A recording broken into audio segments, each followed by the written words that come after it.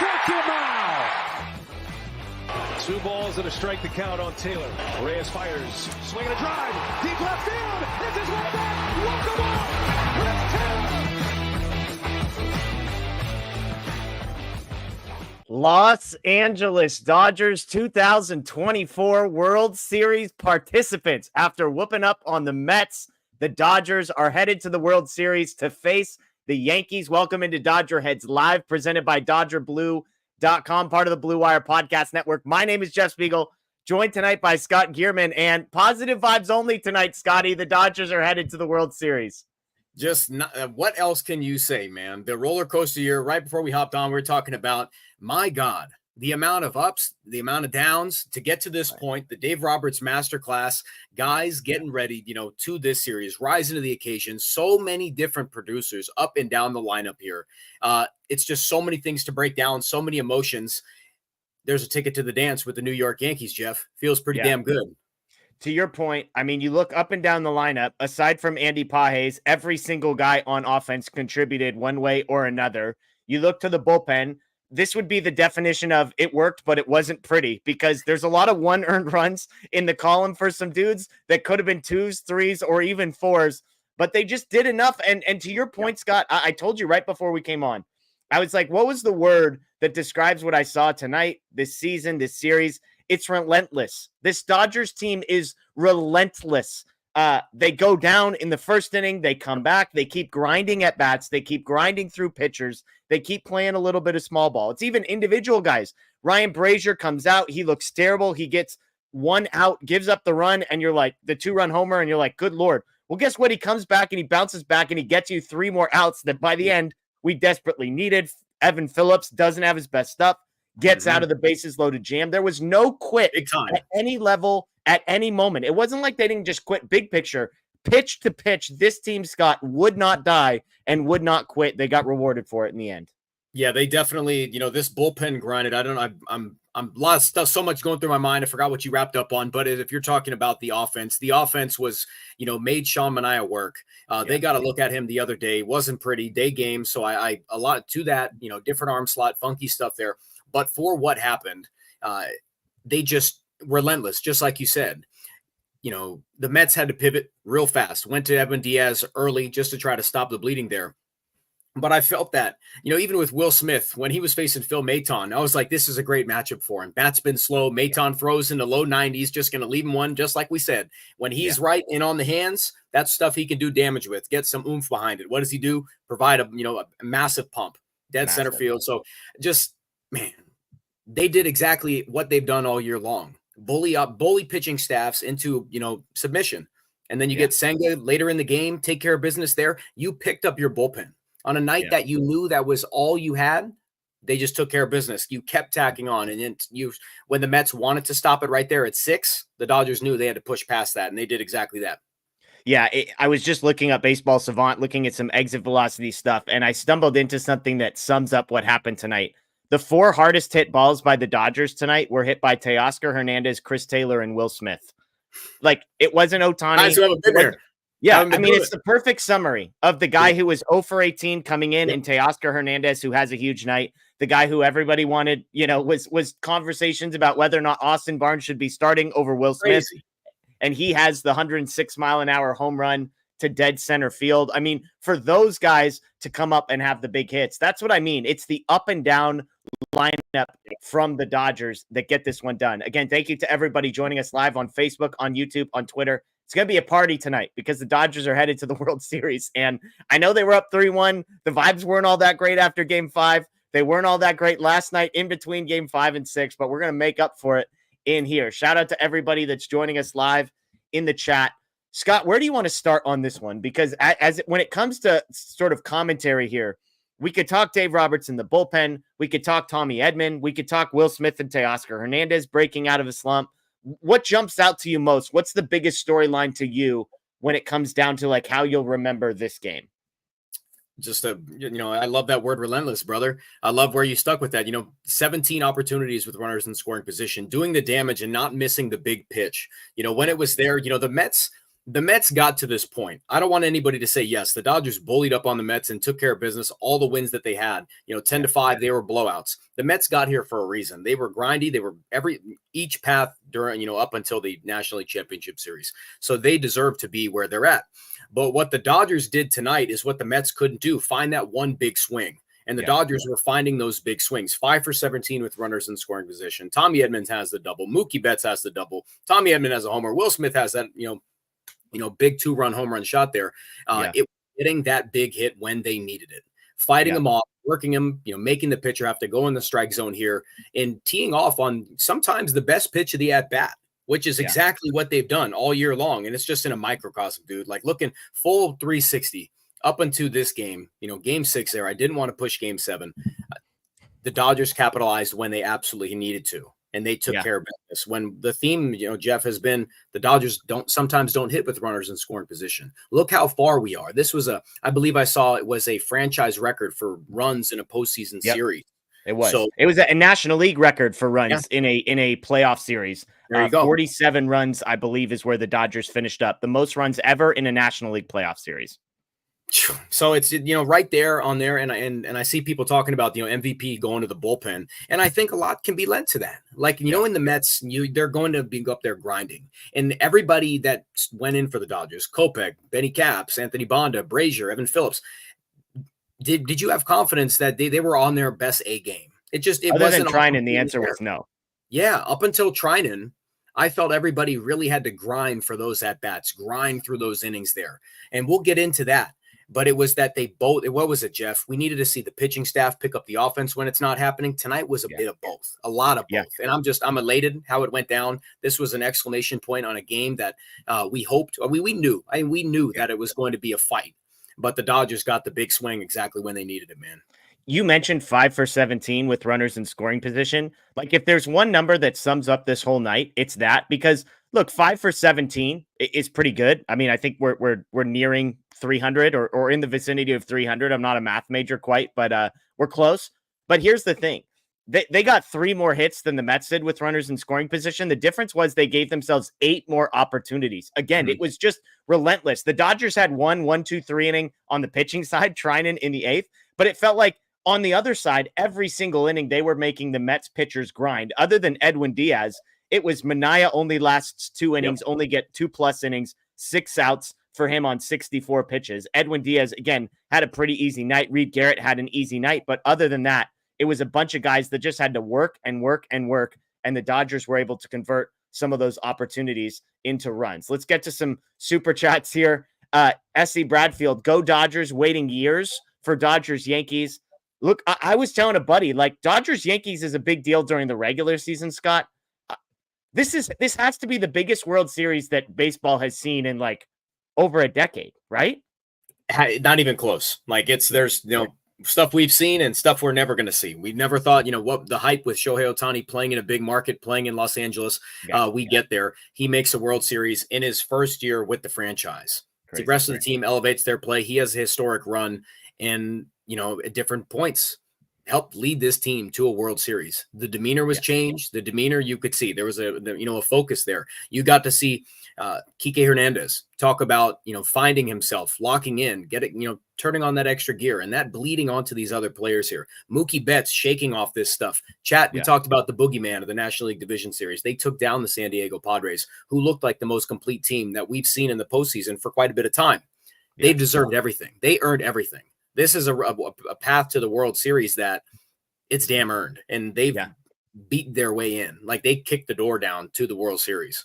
Yeah, 2009 Yankees Phillies, pretty big deal, 2 big markets. 2000 you had the Subway Series Yankees Mets, but again, Dodgers and Yankees. If you had asked the commissioner, hey, what 2 teams would you like to see in the World Series? He would say, give me Mookie Betts, Shohei Ohtani, Aaron Judge, Juan Soto, and the 2 biggest markets, the 2 most historic franchises, and a pretty evenly matched series. I imagine the Dodgers are going to be favorites in this series. That's just my guess. I haven't seen anything come out, but it's going to be a good series. It's not like either of these teams is limping in necessarily. Both teams coming in from a position of strength. John LaFond says, let's go with the super chat. Absolutely. Hawaiian Kira, World Series bound. Let's go. I started anxious, but everybody contributed to this win. It was a complete team win. They didn't make it easy on us, Scott. I mentioned the Dodgers pitching did not have a clean inning in the first 7 and then gave up a run in the 9th. So 1 out of 9 innings was clean. They made us sweat it, but thankfully, Scott, eventually they put this one out of reach.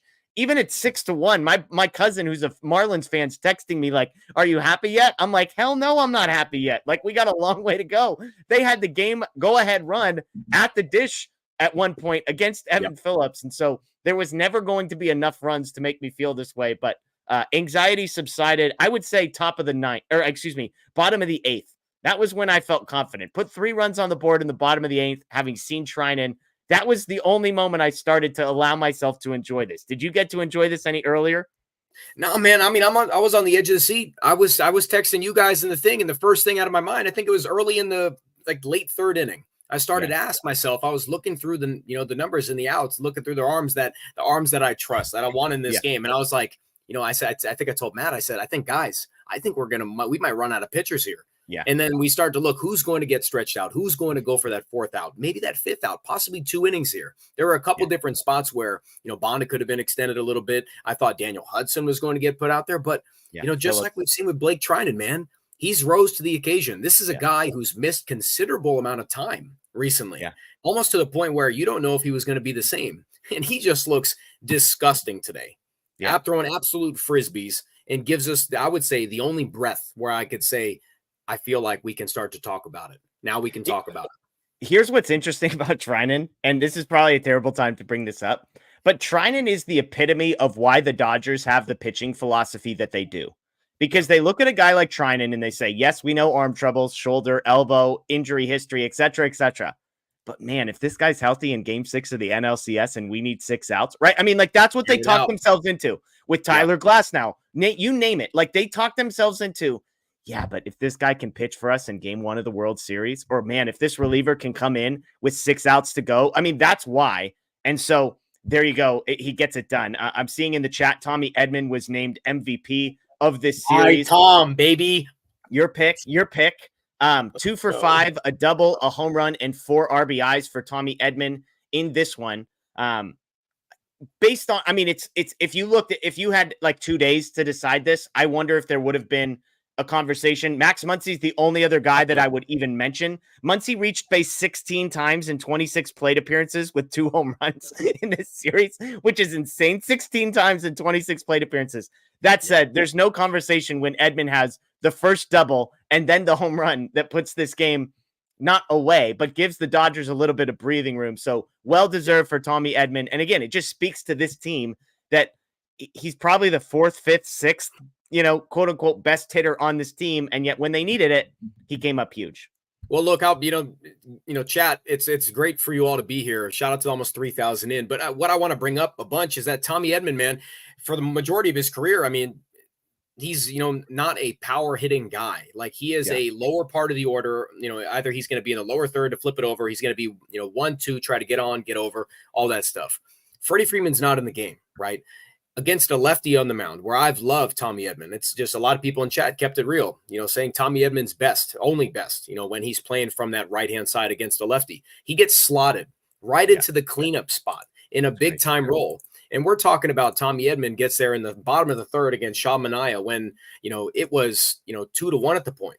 And he works in that bat here, down in the count, 1-2, gets a fastball above the zone, absolutely barrels at 406 and puts the game 4-1. It's just to rise to that, to play at different spots of the order, to know your role in there, and to just excel at it. This is what the Dodgers do, Jeff. We've seen it time and time again. Find these role players where they excel at something and just take care of business. So yes, so deserved. What a line. 1 dot in the NLCS here, 11 RBIs, 4 extra base hits. Yeah, 11 for 27, 3 doubles, a home run, and 11 RBIs. I believe he tied Corey Seager for the most RBIs in a postseason series by a Dodger. So there you go. Who needs Corey Seager, right? We got Corey Seager reincarnated playing shortstop for the Dodgers, Scott. Jonathan, I don't know exactly how, I don't want to mess up the pronunciation here, but woo! Yeah. From Jonathan. Like how'd I do, Scott? Is that how you would have pronounced that? 100%. Mic cut out and everything. Yeah, it broke the sound barrier. I'm with it, man. There we go. Apologies to anybody that had us turned up way too loud and heard that. Suze says they did it. Thanks for helping me get through the postseason so far. So far, the key word, Suze. we got another couple weeks here because we got what, like 4 or 5 off days until World Series. It doesn't start. Is it It's like big. next Friday is game 1? Is that right, Scott? Friday game 1. Yep, Friday's Yeah. game 1. If everything ended by Saturday or last night, then it would start on Tuesday. But now the Dodgers had to play tonight. It's pushed to Friday. I love it. Dodgers get to sleep at their houses, get a few nights off, and then they will be back in action at Dodger Stadium. By the way, shout out to our guy Blake, who's going to be headed to New York to cover these games on the road. We've got credentials for the World Series in both Yankee Stadium and Dodger Stadium. So our guy Blake Williams is continuing his tour of the world. This is a guy who had barely gotten out of Southern California. He's now been to Korea this season, Scott, and now he's headed to big bad New York City. You think our guy Blake's going to be okay in New York City? Oh, he's going to be terrific. You know how I feel. Like, chat, you guys know how I feel about Blake. He's one of my best buddies. Blake deserves this. He works his butt off. He's going to be terrific. I'm elated for him. I'm excited for the opportunity to get to cover this for Dodger Blue. He's going to bring terrific stuff. He's awesome, man. I'm very happy for him. I'm expecting some good food feedback from Blake. We need some street corner hot dogs, some New York pizza sampled by our guy. He's headed to a food mecca, so I hope he does well. But again, we are a credentialed website. We've got a guy Blake who's going to be in the press box in the World Series for as many games as this one takes. So shout out to our guy Blake, booking his flight right now, I'm sure. So good for him. Stockton says, who would have pitched Game 7 for both teams? LOL. Spent. Walker Buehler was warming up, stretching a little bit at one point. Severino was stretching at one point for the Mets as well. Thankfully, we didn't have to see how that movie ended, Scott, but that was an interesting moment. Both Game 7 pitchers at one point warming up to potentially come into this one. Makes sense on both. I mean, that would be an outcome for the Dodgers. Like, if all things get wrong, get Walker Buehler up, see if, he can pitch out of something. If you don't want to use any other relievers, you don't in there. Like, Walker Buehler's done it before on big stage. So heartbeat for the moment. As far as Severino, Mendoza had to do everything he can. Like, if he needed some length there, they were, they took shots of him early in the game. If he had to just get in and try to push this, if there was some way their offense could have battled in, it made sense. But all hands on deck, and seeing Walker Buehler in there, I don't know about you, chat. I don't know about you, Jeff, but that made me get a little going there. There was some feels. There was some matching him in a clinching scenario here for the pennant. Yeah, that would have been wild. I mean, I was on multiple text threads with that clip of him warming up in the bullpen, and it was mixed. It was mixed. Some people saying they wanted it, other people saying hard pass, please. Let's just go to whoever's next. Again, thankfully, it didn't matter. Stockton Slap says, can we win one more series with no starting pitching? First of all, no is probably an exaggeration. I feel decent about Yamamoto and Walker Buehler. Flaherty, I think, there's reason for concern. Although, when he's had 5 days off instead of 4, he's been okay. So no feels like a slight exaggeration, but I've said it all along, Scott. This team is going to live or die with the offense. They just set the record for most runs in a series by a National League team. So, hell yeah, they could win another series with the pitching the way that it is. Yep, you just got to see, man, I would hope that Dave Roberts doesn't. I understood what he had to do with a couple of these games there, play the long game. But it's going to be pedal to the metal here in the World Series. You're not going to be giving away games in the World Series. That's just not something you do. You go all out. You take care of business there. If you're in a very advantageous spot, then we'll have a chat. We'll talk about it, Dave. But as far as that, you need everybody. You're going to need Jack Flaherty to be Jack Flaherty that we acquired him to be. You're going to need him to be the one who went out and shoved for 7. I can't guarantee you it's going to be 7 shutty, but you need to get a little something more. But you will need to have everybody will need to bring their A game here. Yeah, it's interesting. I'm trying to pencil out real quick how the rotation lines up. I believe because of Yamamoto's off day schedule, I believe there's a world where Walker Buehler, and somebody in the chat can catch me on this. Shout out to the 3,500 people in here live. But just penciling this out briefly, October 25th is game 1. I believe if you go Walker Buehler in game 1, he could come back in game 5 and be available. Yamamoto could pitch game 2 and then game 6. And then Flaherty would be game 3 and game 7 with a bullpen game in game 4 on October 29th. The one thing I will say about that is I would have initially liked Yamamoto in game number 1, but I believe if Yamamoto goes in game number 1, he still wouldn't be able to pitch until game 6 just because of the way that the days off work. So again, somebody else can catch me here. But I think Walker Buehler might be the game 1 starter for the Dodgers, which will be interesting. Just all depends. Like there's a possibility that if the only way Yamamoto pitches twice is if he goes game 1 there, see how things work out. That's, I don't, GI or just game brought it 2. up. I think he could go, game 1 or game 2, and Game he one could or come game back two? in game 6. Okay, great. That has to be game 2. Then you go game 2, game 6. Yeah, man. I mean, you're going to need both. You're going to need him and Flaherty to go twice around this turn and see what you get elsewhere. See where Walker Buehler fits in there. He'll be all hands on deck. Walker Buehler lives for this stuff. So I expect Walker Buehler to pitch way more than people think.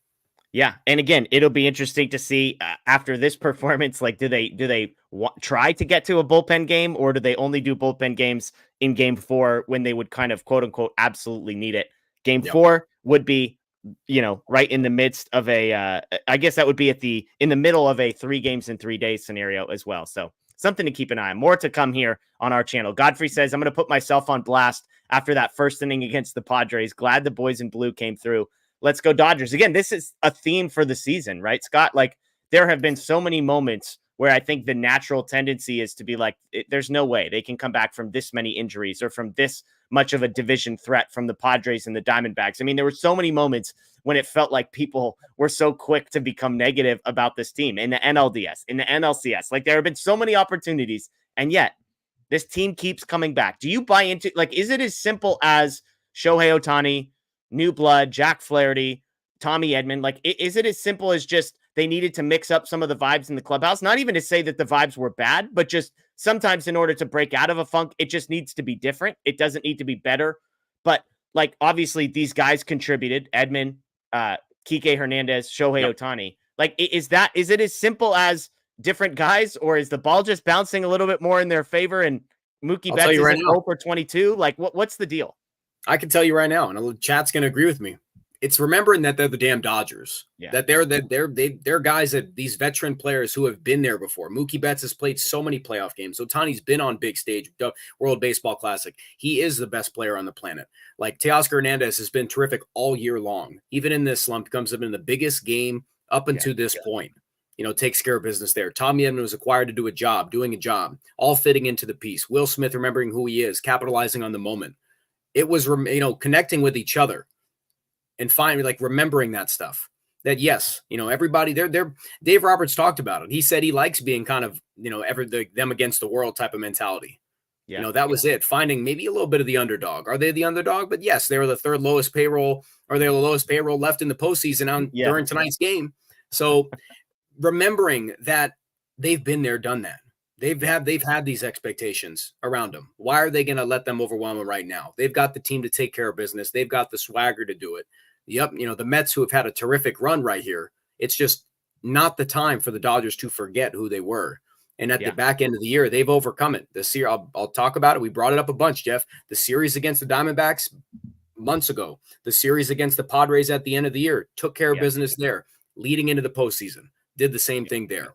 Pressed him 5 games. Yamamoto bounces back, throws an absolute gem. Just stuff that, overcoming adversity. Yes, man. I mean, pin it wherever you want, but it's all about remembering that you're the Los Angeles Dodgers and you were put together on this team because of all the things that they do well. They're not just old because they're old. They're old because they're seasoned. They're veterans. They've been there. They've done that. Yeah, absolutely. By the way, just looked it up. The Dodgers are favorites in the World Series, -120 to win. The Yankees are even money. So a very close series is what they have currently.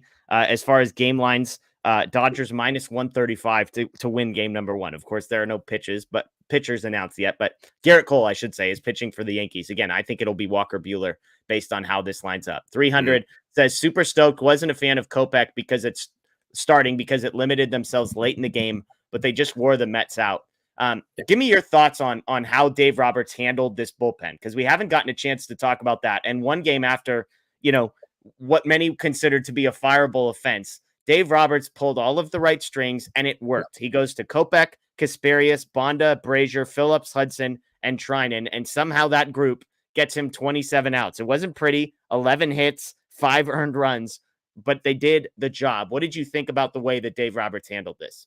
So bullpen games, like they did against the Padres, that's like 100th percentile outcome, correct? Like that worked flawlessly. Everybody was on their game to a T, aggressive offense. You exploited what they did best. You're talking game 4 the NLDS. Like the first time we saw this group, it was like perfect. Everything worked perfectly. So when us as fans and analysts, we hear another bullpen game, we expect things to go exactly like that. But again, there's scouting reports to these guys. It's about workloads. It's about who's available. Vesia not being in there, throws a wrinkle. You've got to play, say, hey, do we go all in on game 2, with Landon Knack here, and having some restraint instead of it. Yes, we would have liked to see them do a little bit different, but hindsight's always going to be that way. But in the moment, it's about, you've got to say, how do we have enough arms to do this? Do we have the starters to do this? Don't always have to. So with tonight, yes, there were several moments where you could have seen them push some of these guys another out, like Anthony Bonda. He goes to Ryan Brazier, gives up a homer, and then he goes out and gets another, 3 stacks outs. an inning, right? So it was about finding the right time to implement these guys, pushing the right buttons. Not having Vesia was a big hurt. That was tough because he can give you 4 outs. He can go out there and just air it out, get you swing and miss there because the Mets are scrappy. That's just how it is. They've found an ability to just tack on runs. They did it against the Brewers to put them in the NLDS. They battled to the very, very end here. And I love the moves from Dave Roberts. This is a Dave Roberts masterclass with a bullpen that wasn't sharp. Yeah, they were not sharp. They allowed 11 hits tonight. They were 9 going into the ninth inning or the eighth inning. So it's quite a bit. There was traffic and they were walking guys. That infuriated me the most. Coming in there, giving up a quick walk, nibbling around, trying to get play to the strikeouts too much. Yeah. So Dave Roberts, the offense outpaced this for sure, but it was a bullpen that understood the assignment. Avoided the big swing from the Mets, and that was just it. Aside from Brazier, Yeah, and look, and I would say this: they got a little bit lucky at moments. There were times when because Landon Knack gives up the grand slam. If you look at where the pitch that Nimmo popped up that Kasperius threw him, I mean, it was a center cut fastball. Yeah, yes, it was 1 inch the other way, and we're reliving the Landon Knack pictures in our head. He gets out of it, and so I think it's a bit of both. But I do think that two nights after Dave Roberts gets absolutely flamed, it has to be said that it worked, right? And I would say there were moments that, I said it last night, there were going to be a lot of plug your nose and hope. People are like, really? We're going Kopech to start, then Kasperius, and then leaving, Brazier in for a second inning. And it was like, they still needed 6 outs from Blake Trinan. Otherwise, this game wasn't going to get ended. Walker Buehler was literally warming up at one point in the bullpen. And so kudos to Dave Roberts. I joked, when does the contract extension get announced? Does it get announced tonight? But I think it's safe to say, and we've said this before and then had a conversation again, I think it's safe to say that Dave Roberts isn't going anywhere. So he's not going anywhere. Yeah, this was a terrific job by Dave Roberts, working with a pitching staff that I know he feels comfortable with. You've got to manage it the way you do. You need to find the tough part is what Dave said about Landon Knack. You have to find outs from guys you might not always want or trust the most. And he did that today. He found outs. Ben Kasperius was someone who we hadn't seen pitch in leverage situations. Every outing today was a leverage situation.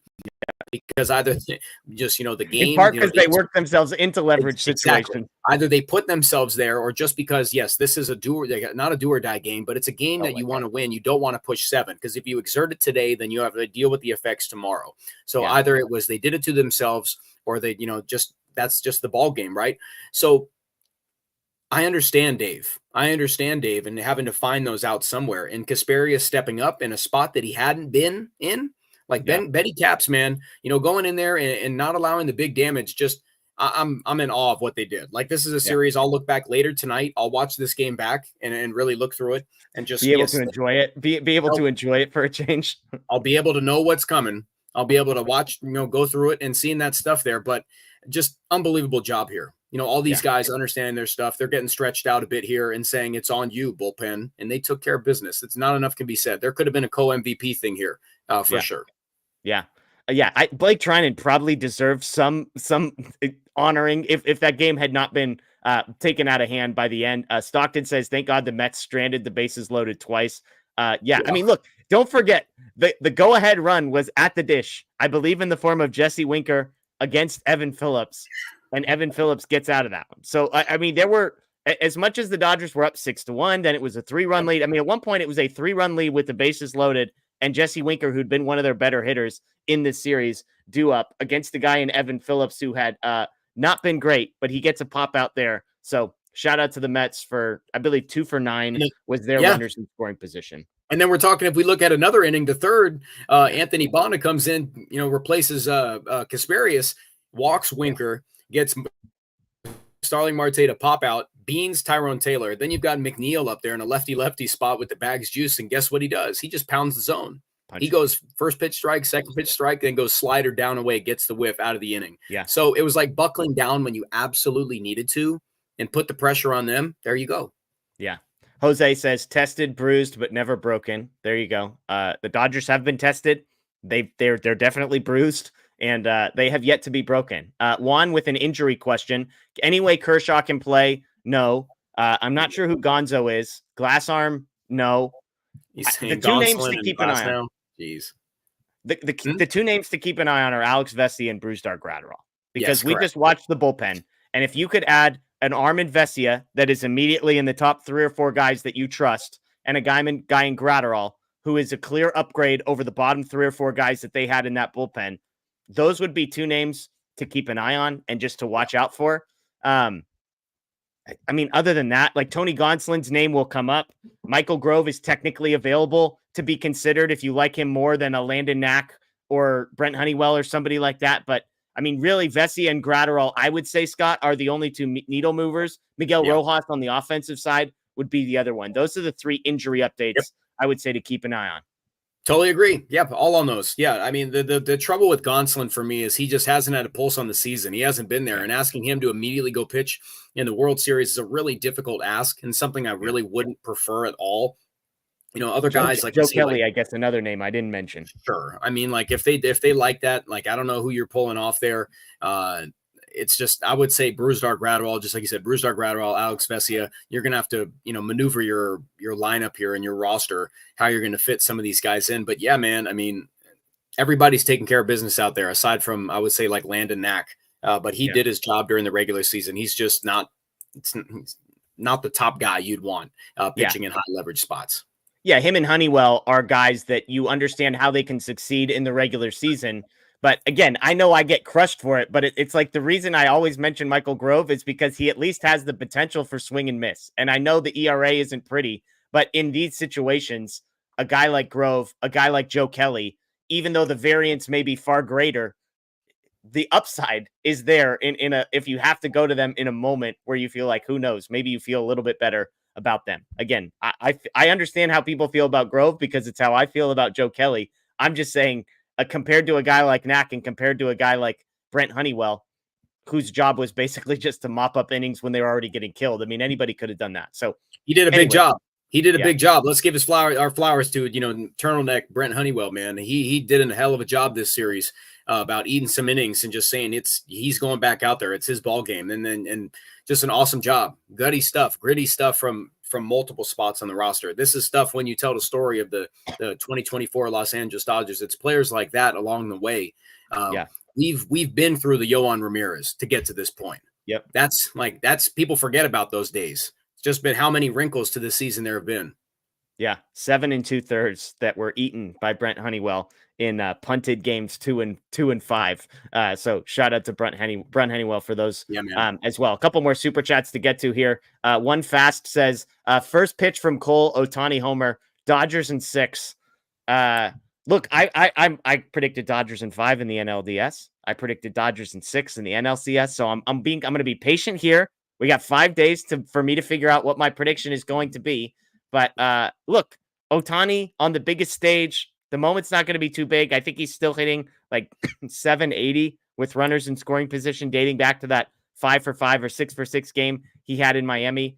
The guy's insane. Like, I'm just going to believe that he's going to come through every single time. Nothing I saw in this series. There was some stat on him and Mookie Betts had reached base like 12 times in the last 3 games or some dumb number. Like, the top of the Dodgers lineup producing is the secret sauce, right? Like, we could talk Edman and we could talk Muncy. At the end of the day, it's Ohtani and Mookie are the engine that drives this whole thing. Without a doubt. I mean, the turnaround for Mookie Betts here has been remarkable in this postseason here. Tonight, he goes 1 for 4 with that bang double. I mean, yes, it's going to be right up there. The status of Freddie Freeman looms pretty large, but we got to see how the offense could step up here. Teoscar Hernandez just sliding up into that 3-hole, Edman sliding into that cleanup spot, Max Muncy right behind them doing everything that he's doing this postseason, which has been nothing short of remarkable. So, yeah, man, it's the engine. It's the engine up there. It's the bottom of the order. You get production from Chris Taylor, Will Smith at the bottom. I don't mind him at that bottom of the order there. Get him on base, get guys on, get him up. For Shohei Ohtani, the data is what it is. Shohei Ohtani is performing at an unbelievable level with runners in scoring position and on base. You've got to feed into that. You've got to do whatever you can to ride that train. Yeah. Stockton with another couple super chats here. He says Buehler's only chance for a big contract is success now. Again, I think he's probably going to get game 1. He would have been the game 7 pitcher. The way it lines up, he could be game 1 and game 5 in the World Series. Give me a confidence level for you. We know he gave 5 shutout. He pitched better than his box score the first time around in this series, Scott, and then he probably pitched a little bit worse than his box score the second time around in this series. But give me a confidence level. If I tell you Walker Buehler's starting game 1, do we feel pretty good about that? Or, okay, I hope the offense scores 8 runs tonight. I feel confident, man. I'm going to give you like is 6 okay for you? Like, is that all right? Yeah. Like they still have the boppers right there. You've got to deal with Aaron Judge, Giancarlo Stanton, who's been unbelievable this postseason. Yeah. Juan Soto, like they've got pop. Like you've got to worry about that there. But the Dodgers will have home field advantage here. You get Walker Buehler in LA. Like this is his time. This is his, not only his World Series, but this is what to his own stuff. All he lives for. So I've got confidence, like we said, Jeff, even at his lowest, even when there was all the reason to critique the guy, I was still telling you time and time again, I believe in the compete of Walker Buehler no matter what. I believe he's going to go out there and give it everything he has because that's what he's got in him. And that's what he says in all of his pressers. This is it. He rises to this stuff. So I've got about a 6 there, and I think that's good. That's just going to take a little bit from the offense. You can't just put everything on Walker Buehler in a World Series game to take care of all that business. It's going to be tough. Yeah. David with the super chat. I love all you guys at Dodger Blue. Let's go Dodgers. We appreciate it, David. You're stuck with us for a couple more weeks here, David, because the World Series is 5 days away, and we will be with you here every single step of the way. Stockton says, where are we without trading for Edman? How about an Andrew Friedman masterclass in the NLCS? I know Flaherty's second start wasn't all that good, but one of his deadline acquisitions gives you 7 shutout in game 1. The other guy wins MVP, and Kopech, has been a really important relief pitcher. Maybe not at his best on the whole this series after with the sour taste in our mouth after giving up a run today. But I mean, Andrew Friedman's got to be kicking back, feet up on the table, glass of whiskey in one hand and smoking a cigar in the other right now. Right, Scotty? Man, I mean, I tweeted out, I've quote tweeted a couple times here just for the, the narrative with Tommy Edman, but I tweeted out right in the middle of September early on that the heist of Tommy Edman at the trade deadline is going to feed generations. That's something we're going to talk about. Like, see somebody just put it up here. Shout out to Miguel Vargas, man. I mean, traded away Miguel Vargas, Jarrell Perez, Alexander Albertus. Like, what a job. Thank you for your service. Thank you for your service. Like, you gave us the National League Championship Series MVP. And against a Mets team that we all talked about, chat, about how, the heist was all Brandon Gomes. Sure. All credit to the Dodgers front office. Putting Tommy Edman in very advantageous spots against lefties and him doing the job and going up there and laying down bunts, making himself versatile. And enough can't be said about when Miguel Rojas goes down. And he's been playing in a lot of center field and slots directly into shortstop and continues the stabilization of that position, playing high-level defense here. I wish he was a couple inches taller to get to that ball today. But Tommy Edman playing, Gold Glove caliber shortstop defense at 2 positions can't be said enough. Yeah, Matty Man in the chat. Miguel Vargas gets a World Series ring. If the Dodgers win the World Series, we'll send one his way. Miggy, we appreciate your contributions to the organization. And, keep it up. Keep it up. So enjoy Chicago. Buddy. Sorry about that all the way, by the way. Stockton says, imagine this Dodger team at full strength. Scary. Yeah, look, I mean, we've been over what number starting pitchers they're on. I even mentioned, they were without today in game 6, 3 of their first choice 9 hitters were not in the lineup. And Gavin Lux, you could make a case with probably 50% matchup and 50% injury, but Freddie Freeman was not in the lineup. Miguel Rojas was not in the lineup. Those would probably have been guys that they would have liked to have. And yet, that's what Friedman does. He just builds out the depth of the roster. Guys step up at the right moment. And here we are with the Dodgers once again headed back to the World Series. I believe this is 4 times in 9 years that the Dodgers have been to the World Series, Scott. 4 times in 9 years. It's for everybody that wants to doubt Andrew Friedman, and we see it a lot. Trust me, guys, we see it a ton all the time. People saying Andrew Friedman might not be there. I mean, for all the knocks on him about like prospects and stuff, he builds. He bring these guys in and having Dave Roberts at the helm. It's a consistent. He's a constant guy. He's been there since 2016. So it's like we've seen what goes on. We've seen it every year in and year out, 4 times, and what people say 8 years here. So just an unbelievable run there. Yeah, man. I mean, I'm just grinning. I'm just looking at this box score here about guys like Teoscar Hernandez who hadn't done anything. Steps up there. Max Muncy, what he's done there. It's just, man, Will Smith, Chris Taylor. Yeah. Let me run through this. If for those that are just joining us or missed parts of the game, I'll do my best to give you a 90-second recap of how we got to the Dodgers, again, advancing to the World Series in this one, thanks to a victory over the Mets. Michael Kopech was on the mound to start, and a 4-pitch walk to Lindor. The second pitch goes all the way to the backstop. Lindor moves over to third. It looks like Kopech's going to get out of that inning, but there's an infield blooper that drops right over the pitcher. Chris Taylor, Max Muncy can't make the play. And basically, before you blink, the Dodgers are down 1-0. The good news is they respond. Ohtani leadoff single, Teoscar Hernandez off the wall, and at bat, and a moment that we might have been talking about in a very different light, if not for the fact that Tommy Edman 2-run double, and Teoscar, who does not advance to second on a ball that goes off the top of the center field wall, comes around to score on an Edman double. Dodgers had a chance to add to that, actually, put another runner on, but Pages fouls out a great play by Pete Alonso. Top of the second, if you thought this game was going to be stress-free, Kasparius comes in, and we mentioned it, with a pair of runners on, Nimmo pops up a middle fastball from Ben Kasparius to strand 2 runners. Mookie grounds out with a chance to score for the Dodgers in the bottom of the second. Top of the third, we talked about this. Kasparius starts the inning. Bonda finishes it. McNeil striking out with the bases loaded. 3 more stranded runners for the Mets, who at this point, I believe, had stranded 7 runners, I believe, in the first 3 innings were stranded by the Mets. Bottom of the third, the Dodgers give themselves some breathing room after a Teoscar leadoff single. 0 for 18, he gets hits in his first 2 at-bats. Tommy Edman with a jack, Max Muncy with the walk, and then Will Smith with the jack to dead center field. All of a sudden, it is 6-1. But because it's the Dodgers, it can't be easy. Mark Vientos, a 2-run home run in the top of the 4th off of Ryan Brazier. And then things settled down for a little. It was 6-3 for a bunch of time to spare. The Dodgers add one in the bottom of the 6th to go up 7-3. The Mets get one back in the 7th, 7-4. And then in the 8th, the Dodgers extended to 10-4 before the Mets chip one back in the 9th to make it 10-5. The Dodgers, the headline here, are headed to the World Series. Let me get to a couple Dave Roberts quotes for you here, Scott. First, on the resiliency of the Dodgers, quote, I think they proved to themselves how tough they really are. When you get in a position that we were in against a divisional rival and a very talented team, it turns into a street fight. Lose and go home, or you just fight like heck. This Dodgers team fights like heck. One other quote, this is from Dodger Blue 1958 on Twitter. He was asked about the decision to go to Treinen for 6 outs. Quote, that was my only plan right there. So I don't know if that means that was the plan all along, or once he figured out he was going to need to stretch some guys. It's clear that Treinen was the guy he trusted the most, and that trust was rewarded. Yeah, no, I mean, if he says there was no other way, I mean, Blake Treinen, it's just like similar to what you saw with Edwin Diaz this postseason. He's out there. He's got a pulse for the game. He's going to go as long as he can.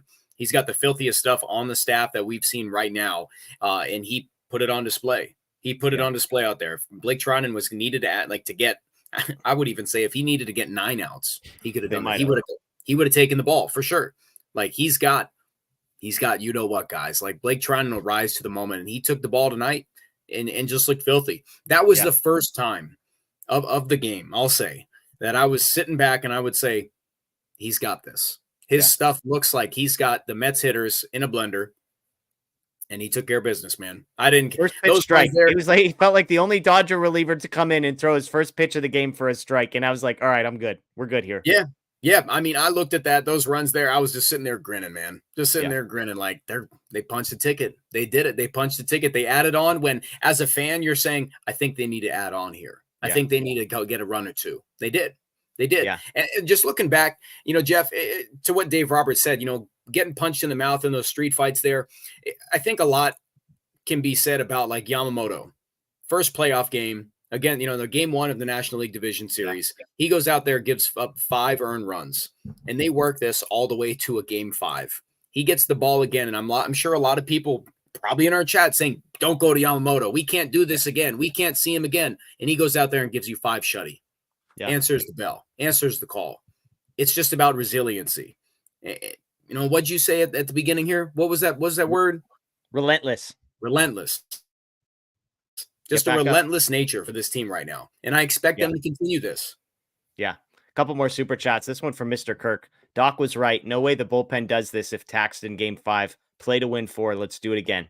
I said on the post game, I was on the last 2 nights, post game after game 5 and last night, I said I would not have handled things the way that Dave Roberts did. But I said Dave Roberts was either going to be proven right or proven wrong by how things played out in game 6.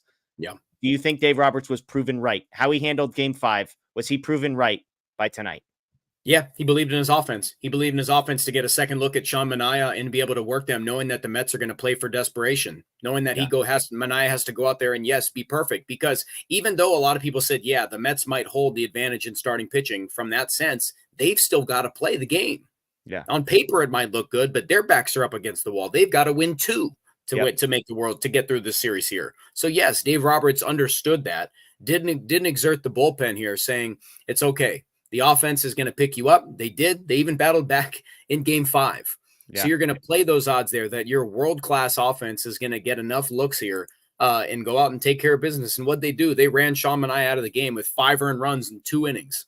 Yeah. He didn't look sharp. So everything on paper, Dave Roberts believed in his team. And so, yes, Dave Roberts was proven right that, giving up games in October doesn't always look great. But when there's a bigger picture at play, that roadmap to 27 outs, when they write that out pregame and probably before the series and modify it, it was proven right. Yeah. The goal is to win 4 games out of 7. They won 4 games out of 6. Kevin says, scary to think this next year, this team will be better. Yes, it is. I agree with you. And we'll talk about that. A couple weeks, 2 or 3 weeks. We'll be talking about how incredible vibes. You never know vibes year to year. You never know. The team could be all great, all in paper. We've seen it, chat. Yeah. We've all seen it. But it's about how they're playing right now. They're playing with a lot of togetherness. They're playing with being each other, being the Los Angeles Dodgers. They've got it right now. They're taking care of business. We needed to win this. Nobody credits us for 2020. I've always said, I don't care what anybody else says about 2020. I got to see Clayton Kershaw hold the World Series trophy. So what other people think about how legitimate that was literally impacts my life 0% every single day. I got a bunch of gear that says World Series. I got a bobblehead of Corey Seager up here holding an MVP trophy and a World Series trophy. I got a World Series book right behind me. I got some newspaper clippings behind me. That said, sign me up for all of it. Nike, I got lots of money to spend on 2024 World Series gear. All right, let's make this thing happen. You going to go back? Fanatics going to get some of your money, Scott? The Dodgers. I'm not. Or are we out on Fanatics? I will not say no. I'm not out on Fanatics. I mean, if I'm going to get I'm not going to say the amount I dropped in 2020 on memorabilia there and the back and forth with customer support to get that big thing up there. I'm not going to say how long it took me to get it because it was, big 2020 piece. But, I mean, soak this in, fans. Like, soak this in, everybody. I see somebody in chat saying Yanks in 6. I see you, bro. Chill out. But, we apprate you here. We appreciate you being here. We appreciate you. But it's like, enjoy the ride. Enjoy every single game along the way. Like, that NLDS series was a World Series matchup in itself. This championship series was an unbelievable thing. So, unbelievable stuff, man. Yeah, absolutely. Stockton says the networks are moist over this World Series matchup. LOL. Look, we talked about it. This is, I think it's for everybody. If you're a casual baseball fan, how could you not be excited about Judge and Soto versus Betts and Ohtani, Garrett Cole, Yoshinobu Yamamoto? I mean, literally, we have the four of the. I mean, I don't even know who else is in this group. 4 of, if not the biggest 4, the four of the biggest players in Major League Baseball in Betts, Ohtani, Soto, and Judge. You have the 2 highest paid starting pitchers in Major League history, Garrett Cole and Yoshinobu Yamamoto, going against it. And the 2 most iconic franchises, right? Like, that would be enough.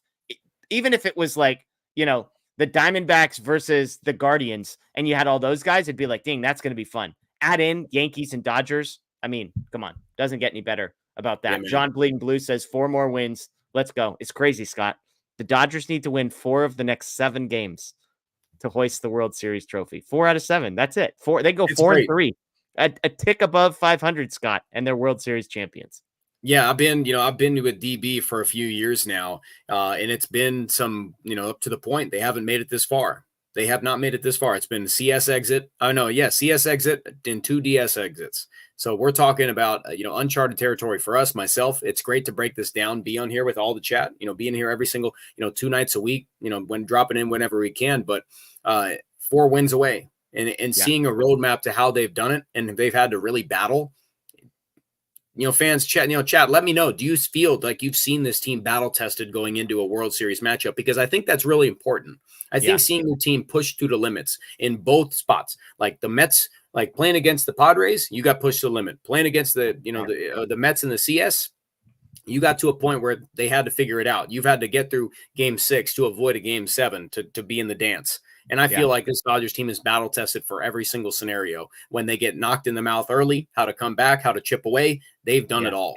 So I'm confident going into this that they're going to say, yes, we've got our heads on straight. Yeah, they're battle tested. People agree. Yeah.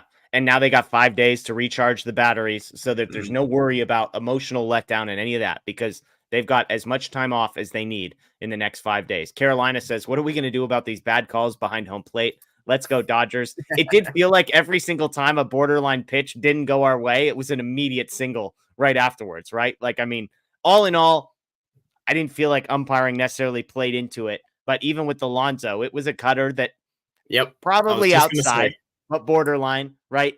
And then I forget who it was later in the game. I think it was when they scored their 4th run. Alvarez, maybe it was Alvarez's sac fly or something, but it just felt like every single time it was a borderline pitch that we didn't get for a strike 3, it felt like a hit. So we feel you, Carolina, and yes, let's go Dodgers. John says, Tommy Edman, Dodgers win the trade deadline. Again, Kopech and Flaherty, both huge pieces in the Dodgers getting to where they got to tonight. So shout out to that. And then Stockton Slap says, Daniel's new mullet grew 2 centimeters. That's why we won. Yeah, Daniel better not be getting a haircut anytime soon. We got to get that. You mentioned you're newer to this. Daniel and I with, 17 people watching in 2020 on the World Series run in the midst of COVID. So we're hoping for a repeat of that. And to your point, I think the losses, the disappointments, the getting close but no cigars, Scott, it makes me appreciate at least the ride that they're on. I know it's World Series or bust, but it's hard not to enjoy a night like tonight. It's hard not to enjoy Game 5 against the Padres and just be all smiles and allow yourself to say, you know what? I don't know what's going to happen in 5 days, but this is pretty freaking cool right now. That's why the team celebrates. That's why they pop the champagne. That's why they do it, because they understand the 162, the spring training, showing up there, showing up early, reporting early, going through so much, everything they do, coming together as, men, working in that clubhouse there day in and day out, finding out what they are, finding out who they are as a team. Because Jeff, right after the trade deadline, we talked about the Dodgers having to find their feet, find out who they were, find a little bit of that identity, because they got punched in the mouth. Max Muncy they've been vocal about this. They hear the noise, they heard it. Where at points they started questioning, like, there's a lot of noise right now that they've been punched. They're gonna have to get off the mat. I haven't heard this much transparency from players about seeing stuff that's on social media and all the, whatever the chatter, either the disrespect or the praise or whichever, in quite a bit of time. And Mookie Betts getting away from all that, Max Muncy acknowledging it and saying, yes, they saw it all. They know they looked through the entire regular season and looking at that and now who they are and how they battled, came together. Yeah, man, I'm enjoying every step. I enjoyed after the Padres series, but still, again, you said job's not finished. You go against the championship series, beat the Mets. Yes, I'm going to enjoy it. I'm going to look at this team and how they took care of business against a hot Mets team that everybody said, yes, they've got the starting pitching. I don't want to hear anybody saying Alex Rodriguez taking the Mets. Like, stop this nonsense. Like, the Dodgers remembered who they were. It was just about actually like rising to that and helping out your pitching staff with the offense. That's generational stuff. Yeah, Stockton says, is this year a failure if we come up short? I mean, you could say that about anything. Any year's a failure if you don't win the World Series. Any year's a failure if you don't win a Super Bowl, stuff like that. I mean, the front office will always say, yes, it's a failure. Good things happen, but the ultimate goal is walking away with a trophy. So it always is that way. Yeah. I agree. Let's talk. I want to talk briefly. We're going to get some questions here. Again, almost 4,700 people. I think that number is going to start with a 5 before we log off tonight. I want to talk about two guys that I think it can't be understated how important tonight was, A, because of their contributions on the field, but also because of how I'm guessing they might be perceived moving forward. And that's Teoscar Hernandez and Will Smith. Teoscar Hernandez comes into this game, Scott, 0 for 18 in this series. I believe he had walked like 8 times, but he had 9 strikeouts. He was a mess, uncompetitive at times. He gets hits in his 2 first plate appearances, one of them off of the wall in dead center. I believe he adds a sacrifice fly later in the game. So he goes 2 for 4 with an RBI and a run. And then you have Will Smith, who had been a little bit better than Teoscar Hernandez, but it felt like was just coming up in big spots and hitting weak grounders. He goes 1 for 3 with a walk tonight, but the one, a missile to dead center field that takes this game from 4-1 to 6-1. And again, I think we can make a big deal about what these two guys did tonight because it mattered. It contributed. Yep. But man, I feel so much better moving forward, knowing that these two guys got to taste this, got to build a little confidence. It's impossible for me to believe they're going to show up in World Series Game 1 and not be confident in themselves because of the way they saw themselves perform in Game 6 on the biggest stage of the season. Yeah, absolutely. It's Will Smith gets bumped down in the lineup. What does he do? Goes out there, and we talked about it. I think you and I were on here saying any thought of putting him on the bench, getting Austin Barnes in there. Hell no. I tried to be nice. I tried to be nice about it. Yeah, no, hell no. Like this guy has done it. 20. If people enjoyed 2020, you remember Will Smith's big homer there against the Braves. Will Smith. You remember that stuff. So we know he's been there. He's done that. Has he come up sometimes where it's just an uncompetitive at bat? Sure.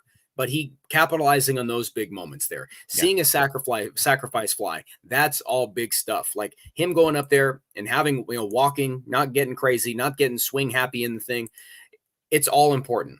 Yes, it breeds confidence with these guys. It was seeing Teoscar Hernandez go up there being aggressive. I sure would have liked to see him leg that out there and not pimp it. But I respect it. I respected that. Thankfully, he got picked up. But then going out there later in the game, being aggressive in the zone. Remember who you are. That's what they did. Even though you're struggling, it's game to game. I bring it up all the time, and I'll continue to bring it up. What Jared Jeter said on the pregame. These guys show up there. Loss is a loss. You show up every single day. You play for that day. You win that day. You know who you are. Win that day and go to the next. And that's what these guys did. Even though you're struggling, you still take care of business that day. One other guy that probably deserves a shout out, Chris Taylor, 2 for 3 tonight. He had 2 balls hit 101.9 miles an hour or higher for the Dodgers. So he goes again, another guy that, look, I've crapped all over the way that he's performed. And yet there's a little Kike Hernandez in there where when the spotlight is on and when the moment gets big, it feels like Chris Taylor starts to show up. So kudos to Chris Taylor coming up in a big spot with Freddie Freeman out. We got a big super chat here from Frank. Shout out to you, Frank, $20. Thank you. He said, favorite Dodger Stadium moment, lifelong fan, got tickets in the outfield, lost my wallet with a chunk of change in it. Thank you, Dodger fans. Not a cent was missing. Well, thank you, Frank. We appreciate that. Shout out to Dodger fans for being good people. And I don't know if you're saying you got tickets in the outfield tonight, but if you did, I cannot imagine what a party that must have been in the pavilion tonight. Have you gotten to go to kind of like a clinching game at any point in your life, Scott? Yes. I mean, I was there for game 163. I was there for that in 2018. That was a euphoric thing. I told Chat remembers my story with, X from a long time ago. I ditched on her to go get tickets in the middle of the day to go watch that game. Best decision ever. I've got a couple. Kershaw's opening day shutout and the home run. I was there. That was one of my favorite experiences. The Chase Utley slide. I was there.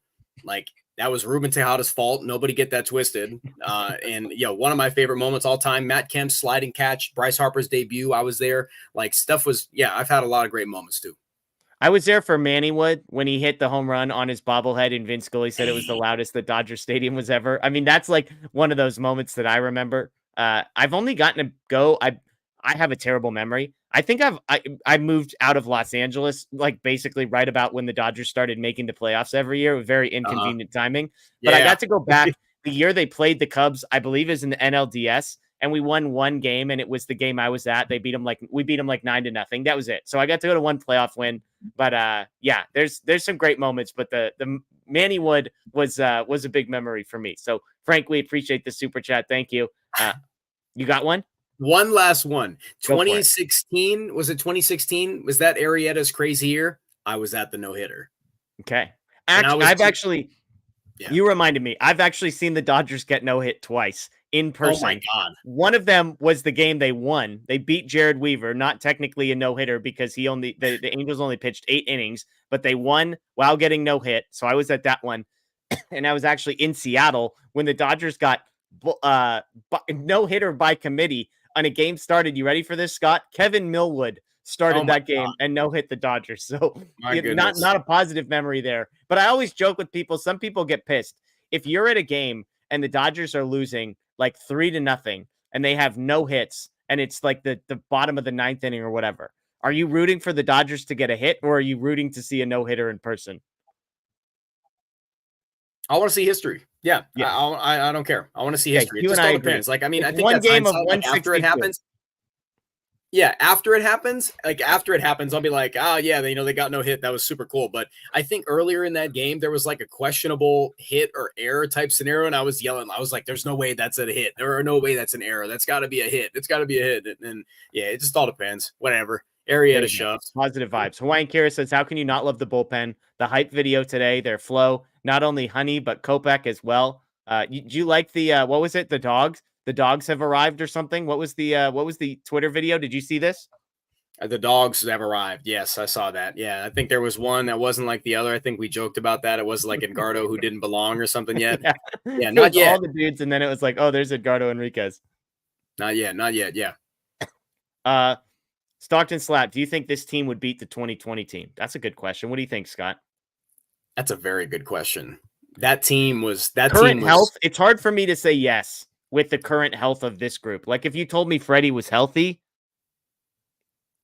then and Vesey is healthy. Like if you could give me those two guys, Vesey is available, Freddie's available, then I might take this group. But 2020 was a special squad. And they had, Seager was on a heater like nobody's ever seen before. Seager was on a heater. Will Smith was playing well. Chris Taylor, Jock Peterson, Cody, come on, man. Mookie Betts, first stint with Kersh still dealing. Man, I'll never forget. I was having a procedure during game 1, and I'll never forget. Come in the recovery room, my brother saying, just the first thing I hear him talking about is Kershaw's shoving. He's dealing. The slider's looking crazy. I'll never forget that. That team was special. This team's battling though. Talent wise, like top end talent, this is unbelievable stuff we're watching right now. He says he was there for Gibson's home run in 1988 when he was 10 years old. So there you go. Wow. That's it doesn't get better than that one. I'll give you that. That would be number 1 on just about every list, short of, maybe being there when the Dodgers won the World Series in the clinching game. So kudos to that. Let's see. Mr. Kirk says, can we get the YouTube chat during the World Series games? We'll see. We'll talk to some folks. We'll see what we can do, but we might be able to arrange something like that. We appreciate the feedback, letting us know that that's something you're interested in. I like this from Stockton Slap. I still think our 2017 team was the best. Damn Astros. That team 2017 was nasty. 2017 you can make a case. You can make a case. What was it? 2 years ago when they won 1 million games? Was that last year or 2 years ago? That was 2021. Was that? No, that wasn't 21. That was 22. 22. You can make a case that was the best team they've ever had, but then you're projecting some things. So 2022 team won 111 games. Yeah. They won the division by 22 games. Like that, if that team to me, I feel like was the best team we had. But obviously in the first round. Come postseason time, it didn't matter. So there you go. Stockton Slap, we were talking about Chris Taylor. Taylor got us off to a bad start with the bad throw. I'll say 2 things, and then you can tell me I'm crazy. I thought it was a great barehanded play. I was surprised he got it cleanly.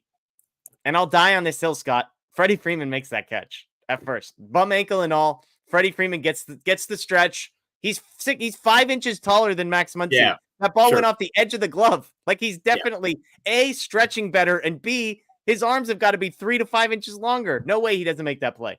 It was funny is that, it's funny you bring that up because, yes, I think Freddie Freeman makes that stretch at first base, sure. But then because Max Muncy's got T-Rex arms, right? And it was later on in the game when Kike Hernandez made that diving stop and throw. I said Freddie Freeman plays tonight and Max Muncy's at third, and that play doesn't get made. Probably that play fair. doesn't happen at third base. So Freddie Freeman paying dividends there by not playing multiple. Yeah. Yeah, absolutely. Duncan Spear, shout out to you, Duncan. He said, coming in late, what's the approach with Freddie Freeman? I mean, the good news here, Scott, is 5 days off, and then it's 2-3-2.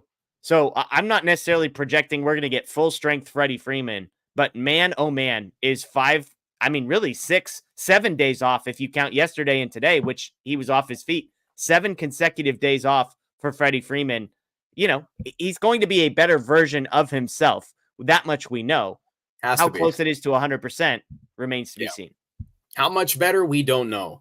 Because what we've seen, Jeff, we can kind of just break down what we've seen. What have you seen from Freddie? Because what I've seen is, yes, he works a lot of away. Like I know, Blake posted, we had on our channel, we posted the batting practice tape from the off day yesterday, so Saturday, and Freddie Freeman is just working away. We've seen him do that a lot, but it's about having like the power. Is he able to give everything he's got, all the intangible things that make him so good at the plate, the ability to just swat balls away and wait for a pitch that's his best?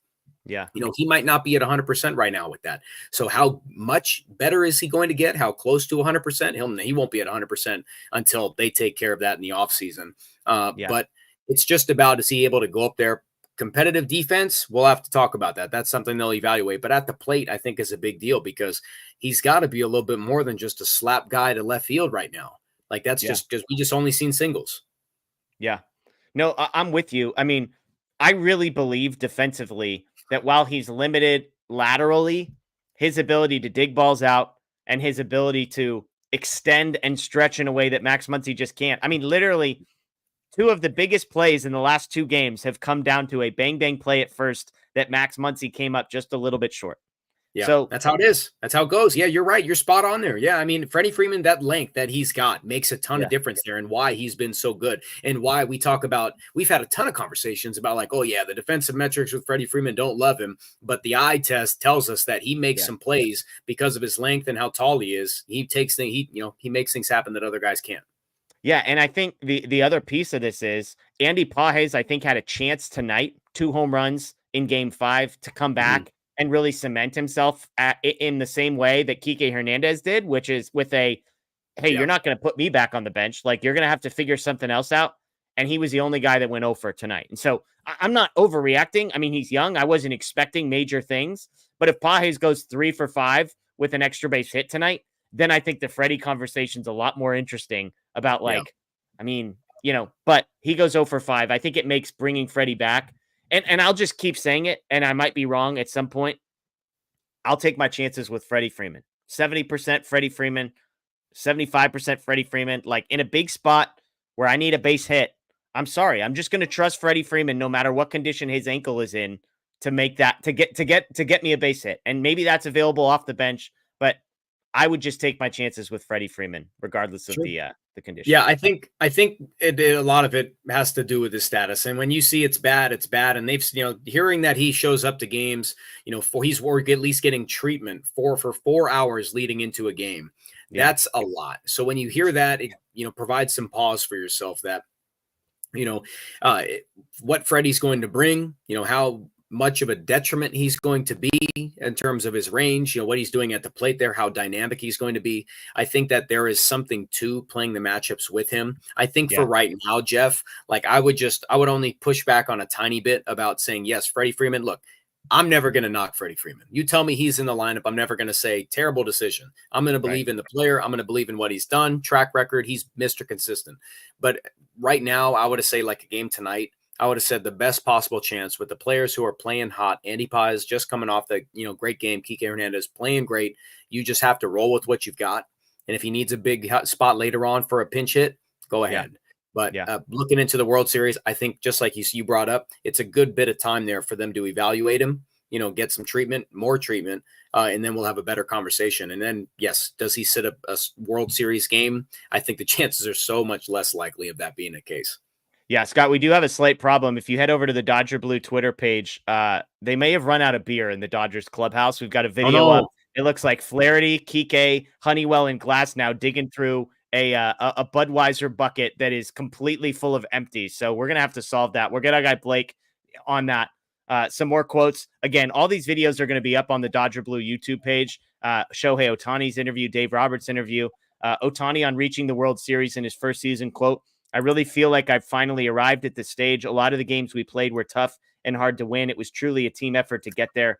He also said Tommy Edman was, quote, "clearly the MVP of the NLCS." He praised not only his production, but a lot of his work and contributions behind the scenes as well. And so, yes, some good stuff there. Absolutely.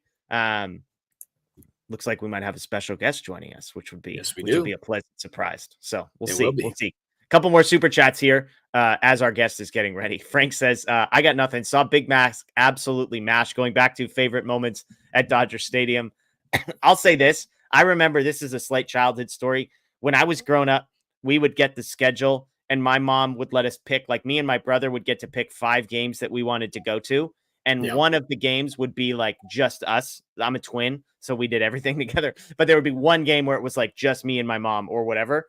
And I vividly remember during McGuire's prime, I'm not sure it was like the big season, but one of them, I was like, for whatever reason, I was like, I want to see McGuire. Like, I want to get a ticket to the game when the Cardinals are in town. Guy wasn't in the lineup. That was my one. I got my one solo game, Scott. I picked the McGuire game, and McGuire was sitting that night. Absolutely devastated. So now I'm at a game where there's no giveaway, and McGuire's not in the lineup. I'm like, I freaking gave up some free trading cards, 2 weeks from now in the giveaway. So screw Mark. Like, where's my malt? Where's my chocolate malt? I'm pissed. Yeah. Exactly. Give me a frozen lemonade ASAP. Stockton says, is Lux returning or Vesia? Sorry if you answered. We don't have answers to those questions. I mean, I'll say this. Lux will be on the World Series roster, barring something unbelievable. Lux pinch hit in Game 5 and probably was available tonight if there wasn't a lefty on the mound. He would have been in the mix, I'm sure. So I think Lux is a pretty safe bet. Vesia and Gratterall and Rojas. Those are the 3 names that I said to keep an eye on. I'm sure we won't get any information tonight, but maybe in the next day or two, once the Dodgers come back for some workouts, I would keep an eye on that. Dr. Elijah, we see your super chat as well. If you meant to leave a question there, go ahead and throw that question or that comment in the chat. We'll do our best to get that up on the screen and honor that. But we appreciate the super chat, Dr. Elijah. All right. In the meantime, let's get to some questions. We got a little bit of time here. We're celebrating. Dodgers headed to the World Series. But yeah, if you've got a question, all caps questions, throw it in the chat and we will get to some of those. I see some people sharing some stories of games that they were at. So kudos. It's cool. I mean, I love stories like that. I love getting a chance to share some of their best memories. Obviously, Dodger Stadium, super nostalgic. And so, yeah, some good stuff. TQT with the question. Lux is hurt and looked bad in Game 4. If Rojas is back, would you start him over Lux? Rojas at short, Edman in center, Kike at second base. I think it's interesting, Scott, because I do feel like Kike pretty much has to be an everyday guy at this point. So I think it's Kike in center field and Edman at short is how I would go. Like, if Rojas is available, do you move Kike to second and take Lux out of the lineup if it's a righty? Matchup based, yes. So it's going to be matchup based for sure. I would think so. I would take that. I would go with that. Keep Lux relatively healthy or fresh. From that sense, you're going to be doing it with both of them, Rojas and Lux. Play those matchup games there. Keep it as is. Don't rock the boat. It was kind of, early on in the Padres series, Jeff. It was like we need to get at bats for Kike Hernandez. Yeah. Where are they coming from? And an injury to Miguel Rojas opens that door up, and people saying it. Kike Tober takes over right there and remembers, reminds everybody, why he needs those everyday at bats. So if there's a world where Kike Hernandez is not in the starting lineup going into the World Series, I don't want to be there. Yeah. Yeah. I think it's Lux against righties, Rojas against lefties. If Rojas is healthy, I think there's some real reason why to potentially doubt that. Dr. Elijah throws it up. I saw Sandy's perfect game. That's cool stuff. Wow. I wasn't even a thought in my parents' eyes, Yen. Yeah. My goodness. Yeah, exactly. Frank says saw Ken Griffey Jr. Was the guy that he wanted to see. So that's cool. I mean, Griffey was the best. Growing up, I mean, that was the other thing. Growing up, like, interleague play wasn't really a thing. So it wasn't like you really got a chance to come see the American League teams play. Eventually, it became a thing, and it was every couple of years or something like that. I remember when the Yankees came to Dodger Stadium. That was the one year we had season tickets, which was an insane thing because we lived like an hour plus away. Scott knows where I lived. I mean, that was insane to have season tickets, but we made some money off those Yankees games. So, well. Look who it is. Mr. Moreno's joining us. Hey, Matt, I'm not sure if you heard. There's 5,100 people in here, and the Dodgers are headed to the World Series. Yeah, hey, huge crowd. Thank you to everybody for being in here with us. I was watching you guys earlier tonight, kind of in between getting up all the kind of post-game press conferences while Blake is in the clubhouse getting all the shirtless videos and pictures that everybody I know is surely going to draw some attention at some point tonight. But I don't know about you guys. This was a pretty stress-free night for me, honestly. Like, I'm not joking. I don't know how you're not joking. I was stressed out for 7.5 innings, Moreno. Why? When I text you guys, like when the bases were loaded against Phillips or something, and I said finally like an exciting inning. You're crazy. That was honest. Like, look, they left 1 million guys on base. They had like 9. They left 7 guys on base in the first 3 innings. You know how you sum that up and explain it and understand it? It's the Mets. And if Ian and you guys know Ian of our chat. Our kind of our boss, if you will, one of the managing partners of our network of websites, he can't stand the Mets. And if he was in here right now, he would be telling you guys the same thing, that they're the Mets. They always find a way to mess it up. So I really wasn't worried. And maybe some of it was that, look, if things went off the rails tonight, there was a game. There's another game tomorrow for the Dodgers, which the Dodgers have been planning for all along anyway. You're crazy. That's all I'm going to say is you're insane. There was literally not, there was not a single stress-free inning for the Dodger pitchers until the 8th inning. This dude's different. I respect that, but we just got the alert. Grimace was found dead. So everybody knows. That does remind me. There was a sad picture of Grimace that USA Today shared. And I downloaded it. I downloaded it and saved it so if you follow us on Twitter at DodgerBlue1958, check our account in a few seconds. Man, Mets are the kings of the gimmick. They brought the Rizzler, Grimace, just unbelievable. Oh my God! Careful the OMG, the list of people we name off. The OMG bracelet is just I can't. The OMG or the necklace. That's so pathetic. Pathetic. Yeah. Poor Grimace. Yeah. R.I.P. You know. People can go back to eating McDonald's again, though. That's true. I don't know if it's a good or bad thing, but it's the boycott can end since the game. If we had won Game 5, I was prepared to go try the chicken Big Mac, Matt. That would have been brave of you, but I think you still should just do that for science and let us know how it is. I mean, look, I'm not all the way out on it. Are you? You wouldn't eat the chicken Big Mac, Matt? No. Scott, would you eat the chicken Big Mac? I mean, this might be a dumb question. I don't know. Would you eat a chicken Big Mac? Yeah, for sure. I don't eat fast food, but I would try it. But Matt, real quick, while I got you, I have to ask you this. Covering the series in San Diego, going in there and covering the National League Division Series, right? And seeing that team battle up until Game 5 there, winning that series, and what you've seen tonight, like all the way through that, can you kind of all put that all together and, resiliency, try to explain it, like describe it for us?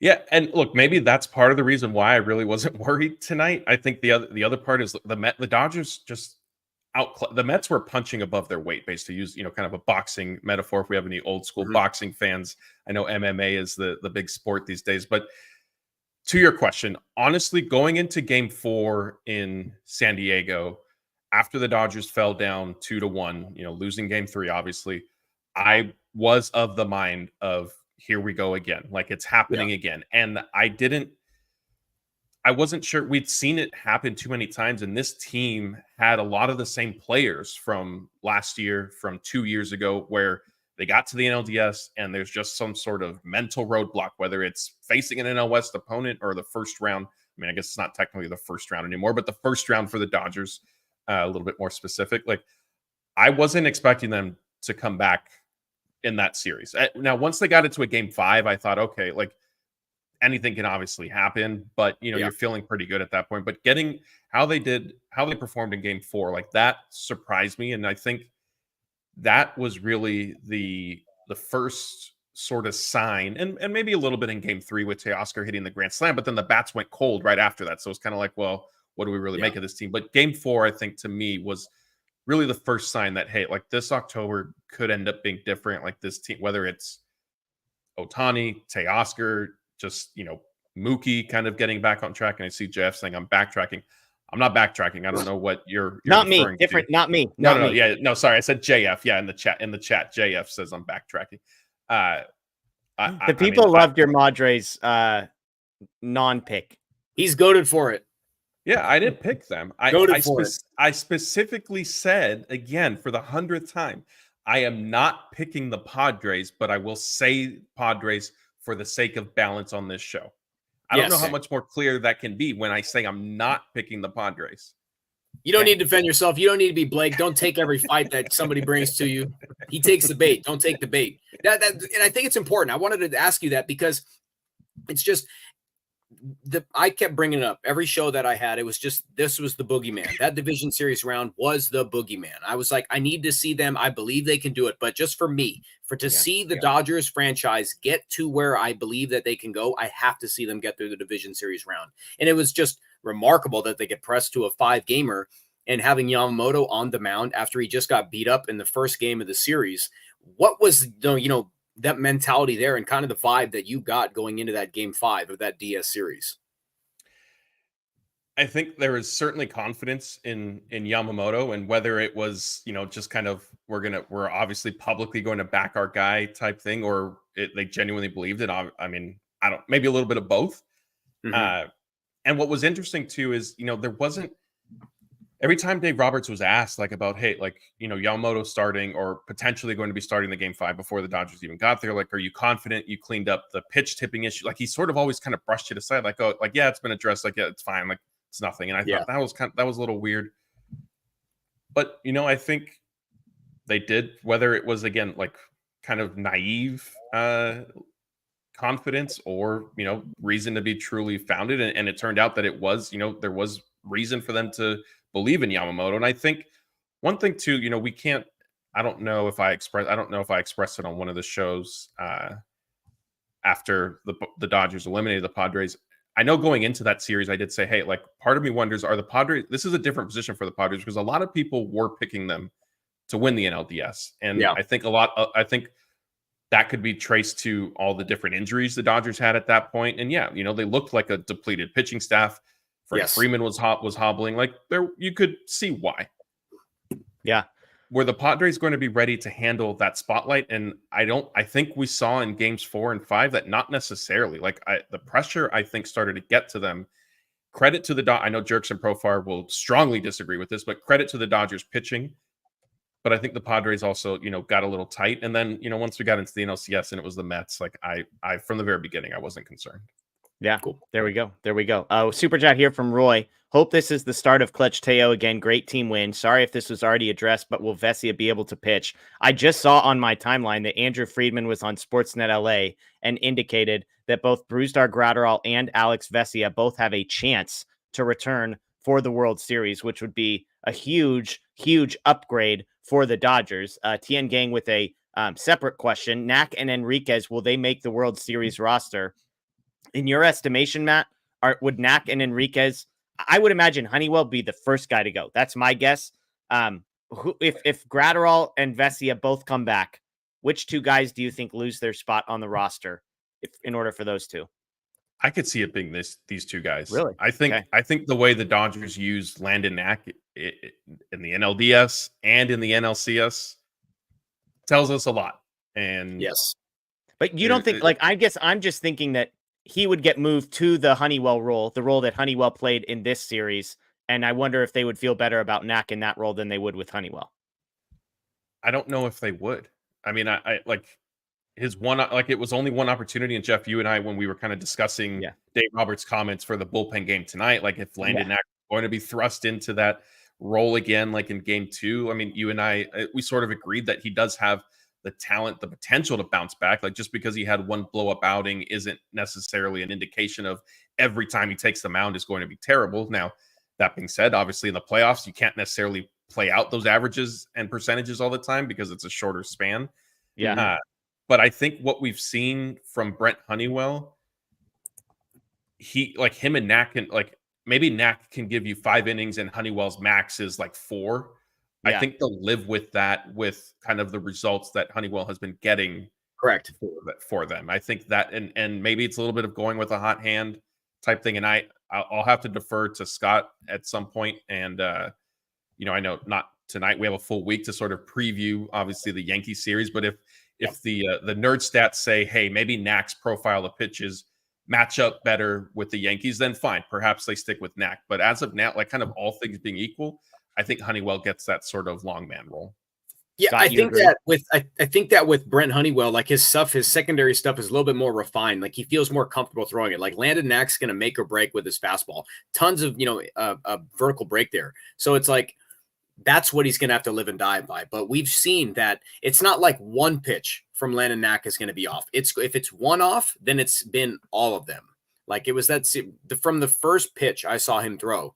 You could see command not there. Then it was the first batter, and then I thought to myself, this looks exactly like him in Atlanta. This is like worst case scenario. He's got nothing working. You've got to find a way to get him out of the game. But we knew the plan going in was they've got the bigger picture in mind there. And I think with Honeywell, this is his ceiling for what he's got, as for terms of an arsenal with confidence in that. It's a little bit more of a swing and miss, profile, I would say, or at least to miss the big part of the barrel, I would say, not in terms of just pure strikeout numbers. But I just like what Honeywell's done. He's already done it. Like, I think there is a lot to, the experience and being battle tested there. And I know Jeff's going to tell me that, he gave up 4 earned runs, and I know that's how it went, but there's a difference. He's not a swing and miss guy. That's all I was going to push back on. He had one of the worst whiff rates and strikeout rates in the league. Honeywell did. So I might be way off. The chat's definitely on the side of you two.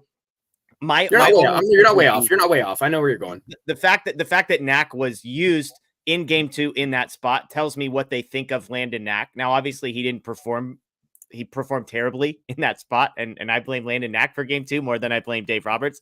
That just tells me that Honeywell's role was, hey, you're going to go into a game when the game's already over and we just need you to eat innings. And Knack's role at the beginning of this series was, we actually trust you. Not only do we trust you more than Casparius and more than Enriquez and more than Honeywell. And so one bad outing, I think, is going to impact that.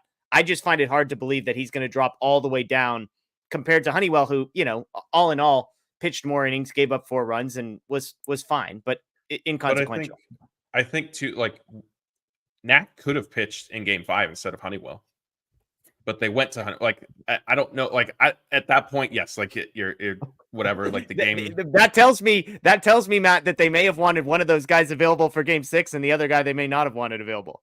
Fair. But then tonight, when that opportunity came up, was it Knack or was it Casparius? Oh, I said it was going to be Casparius. To me, like, if Knack, I don't think I think Knack's higher than Honeywell. That's all I'm saying. I think he's ahead of Honeywell in the depth chart. Knack to me didn't factor into tonight's plan at all. Agreed. Is it because they were saving him for a game 7? They'd rather hit, but like Honeywell in theory, I think would have been ready for game 7 as well. So they would have had coverage from that point. So it's perspective, right? How glass half full or half empty. To me, Knack not getting into another game after game 2 sort of, and again, I go back to the NLDS when they were building out that huge lead in the Padres, and Dave Roberts still refused to go to him until the 9th inning. Like, they were not going to chance anything. Like in the 8th, if you're up 7 runs, Landon Knack should have been able to finish that game against the Padres. Yeah, Honeywell wasn't even on the roster though. Well, yeah, fine. But I think things could change over what they've seen the past 2. They got plenty of eyes on Honeywell throwing live BP that entire. Look, we know Grover's NLDS. Coming back and taking this spot on the roster, Matt. So I don't know why we're debating any of this. No, it's not. It's actually going to Joe Kelly, not Mike. I was going to say, I was waiting for this is your moment to talk Joe Kelly. They're all coming on. I can't wait. We need a live shot on Blake when Enriquez drops off of the playoffs roster because Grove takes his spot. I just need a live chat with Blake when that happens, because there's going to be some brains exploding. In all seriousness, I think Grove's shoulder injury is real. Or he didn't. No, he ended up. Didn't he have surgery? Didn't they announce that? I don't know. He was in the bullpen. Somebody, Grove. Yeah, he's been sitting in the bullpen. I mean, Oh no, obviously, I got him mixed up with Gavin Stone. Sorry, Stone had the surgery. Yeah. Grover had the fake injury so they could get an extra arm in the NLDS. No, I think it's legitimate. I don't know if he'll be back, but Joe Kelly, I think is the one you'll have to watch out for. Okay, there you go. We got a bunch of super chats to get to, so let's power through these. Stockton says Yankees struggle against lefties, not our strength. Even more reason to hope that Alex Vesia could come back in this one. And I mean, again, I've said it multiple times before. Like the Dodgers have not wanted to go. They haven't been so desperate to get a lefty to where they would go and look and say, like, is a guy like Justin Robleski in the mix when we're in the Honeywell versus Knack conversation? If they haven't gone there yet, I don't think they're going to. The Mets were not that matchup. It would have been the Padres. And so it seems like getting Vesia back would be the way to go. But I mean, Scott, I'll just ask you, if Vesia is not available, do you think the Dodgers get aggressive in trying to find a second lefty to put in that bullpen? Or do you just say, hey, we've got better arms who are righties, and even if the platoon splits against Soto and whoever else they're bad, we'll just take our chances?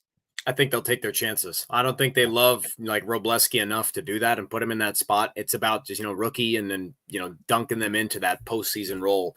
I would say they have enough, or they would play the, the numbers there, the arsenal and the matchups and how to really game plan around those lefties with some of their righties and perhaps, Anthony Bonda. If there's another opportunity, they're going to approach it like they did tonight against the Mets, where you burn Bonda early on in the game. You've got Winker up there. You've got Nimmo. You've got lefties in Lindor from that side.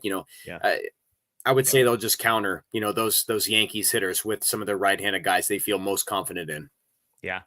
Stockton also says, Matt, just tell Soto we'll sign him if he takes the series off. So just name the number one, give us the World Series in 2024, and we'll work out the details later. Chris says the Yanks feel oddly similar to the Mets, better but not by much. Love the matchups. Possibly getting Vesia and Brusdar back could also be massive. Matt, you were clearly down on the Mets. Do you agree that the Yankees and Mets are not all that dissimilar?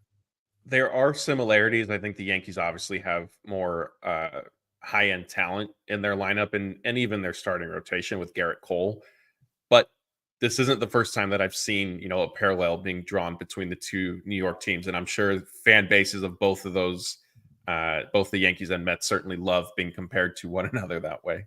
Yeah, fair enough. We got another $20 super chat from Frank. Knock, knock. Who's there? Me who? Sorry, I've left the building. Signed, Max Muncy. Not sure I totally understand this joke. I mentioned earlier, Matt, Max Muncy, I don't know if you saw this stat. 16 out of 26 plate appearances in this series, he reached base with a pair of home runs as well. Obviously, Tommy Edman, for what he did tonight, deserved the MVP, but Max Muncy was fantastic and consistent throughout this series. At 16 for 26, I can't get over that. I mean, the guy had an OPS or an on-base percentage of almost 700 and hit 2 home runs in the series as well. So, Frank, we appreciate the super chat. Thank you so much for that.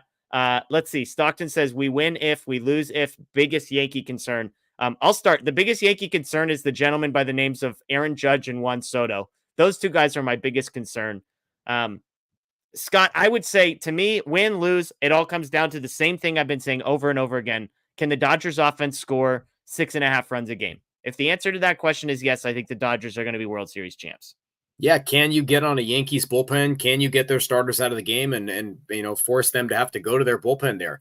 I'm sure Yankee fans don't feel terrific about their bullpen. You see a lot of Tim Hill, Grant Holmes, Luke Weaver, kind of the headliners there. It's just, yes. So it's like, yeah. So when you look into that stuff, it's about having the same, process as an offense. Work the starting pitchers, get them out of the game, exploit their vulnerabilities. And I think, I don't think the Dodgers do that better than almost anybody. They're going to wear you out. They're not going to chase. They lose if they, allow Aaron Judge, just like you said, Juan Soto take over the series, hang him and bang him. If that's what happens, the Dodgers don't execute correctly. Dodgers offense goes cold. Yes, all the obvious ones. But it's about, as an offense, get their starters out of the game as fast as you can, force them to stress their bullpen out, and then just take care of business from there. You're going to have to outpace them, I think, again. Yeah. Matt, what is it for you? I'm looking up real quick. Yankees did have one of the better bullpens in baseball. It's the 6th best according to ERA this season, 3.62 ERA. But to your point, there's some guys in that pen that wouldn't necessarily terrify you. Matt, we're obviously 5 days away, and none of us have done all of our research yet. But Is there a key in your mind to winning or losing this series? I mean, yeah, I think don't let Stanton, Judge, and Soto beat you. Basically, if Alex Verdugo carries them to a World Series win, tip your cap and you say, to steal a quote from Mookie, they drive a Benz too. Oh gosh, don't go there, Matt. Cover. Why you got to do that? Why you got to do that? It's a great quote because I told you guys when him and Bellinger did it, like that was an all-time like postseason moment, that happening. I know. I love the quote. It's very divisive on our staff, whether or not that's a good quote or a bad quote. But it's just poking the bear tonight. No, Blake's not here. Blake's not here to take the bait. Blake hates that quote. I love that quote, and we've argued about it multiple times. But it's entertaining. I think it's great. That's the biggest difference between the Yankees and the Mets. I said it. Yep. Lindor and Vientos were the only two guys at any point in this series that scared me. Alonso maybe a little bit towards the end. But this is going to feel a lot more like I would say the Yankees are way more similar to the Padres than they are to the Mets, in the sense that the Padres had multiple guys that I felt like they had to game plan around from a pitch by pitch, inning by inning perspective. And I think you're going to see that again with this Yankee series as well. Laura with the super chat. What a ride. Let's go get our ring and commissioner's trophy, AKA our piece of metal. Let's hope, Laura. Let's hope. Let's get that parade in Los Angeles. Yeah. And the other thing with this, Rob Manfred better hope that if the Dodgers win the World Series, it does not happen at Dodger Stadium because the fans are going to absolutely light into him. Okay. Yeah. That would have to be game 6 or 7 would be the Dodgers' 2 chances to win this one in Los Angeles. So keep that in mind. It's a great point. Excuse me, by you as well. Let's see. Jason with the $10 super chat said Dodgers pitching is sus right now. Yankees middle of the lineup is hot. I think Yankees in 6. Juan Soto will be MVP of the World Series. Will be MVP of the other World Series. I missed that last one, but I think it's just a copy and paste situation. But there you go, Jason. We appreciate the super chat. Respectfully disagree with your prediction about how this series is going to go. I agree that the Dodgers pitching is not awesome. I agree the Yankees middle of the lineup is hot. The Dodgers just set the National League record for most runs scored in a playoff series. So Dodgers offense equally hot. Just as much, if not more, star power on the Dodgers side of things. And so we'll see. We appreciate that. Joe Torre, why not bring up lefty Jackson Ferris for game 4? Let Honeywell watch the World Series at home. He's older than Kershaw when he first came up. Ferris is older than when Kershaw debuted. Kershaw is also one of the greatest pitchers of all time. So maybe the comparisons as far as age there. Scott, you love the young guys. And any interest in Jackson Ferris? No, and no surprises here. None of that. Like they've got their, the just like Matt said, like it's going to be, you both brought up like the 2 names that could possibly swapped out in the, on the pitching sense. Like it's going to be, the changes aren't going to be drastic here.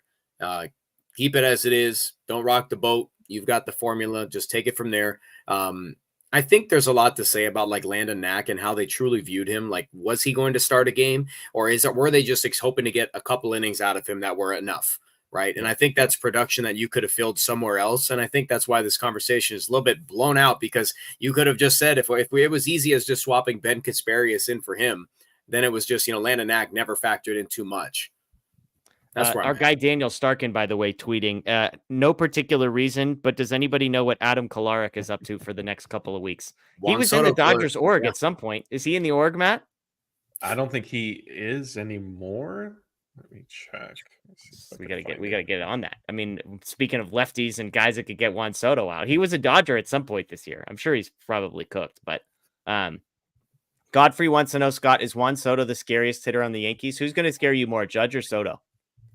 Juan Soto. He's diabolical, man. He's going to go up there and he's diabolical. He'll go up there, break down a reliever in mid at bat. Like it's Juan Soto for sure.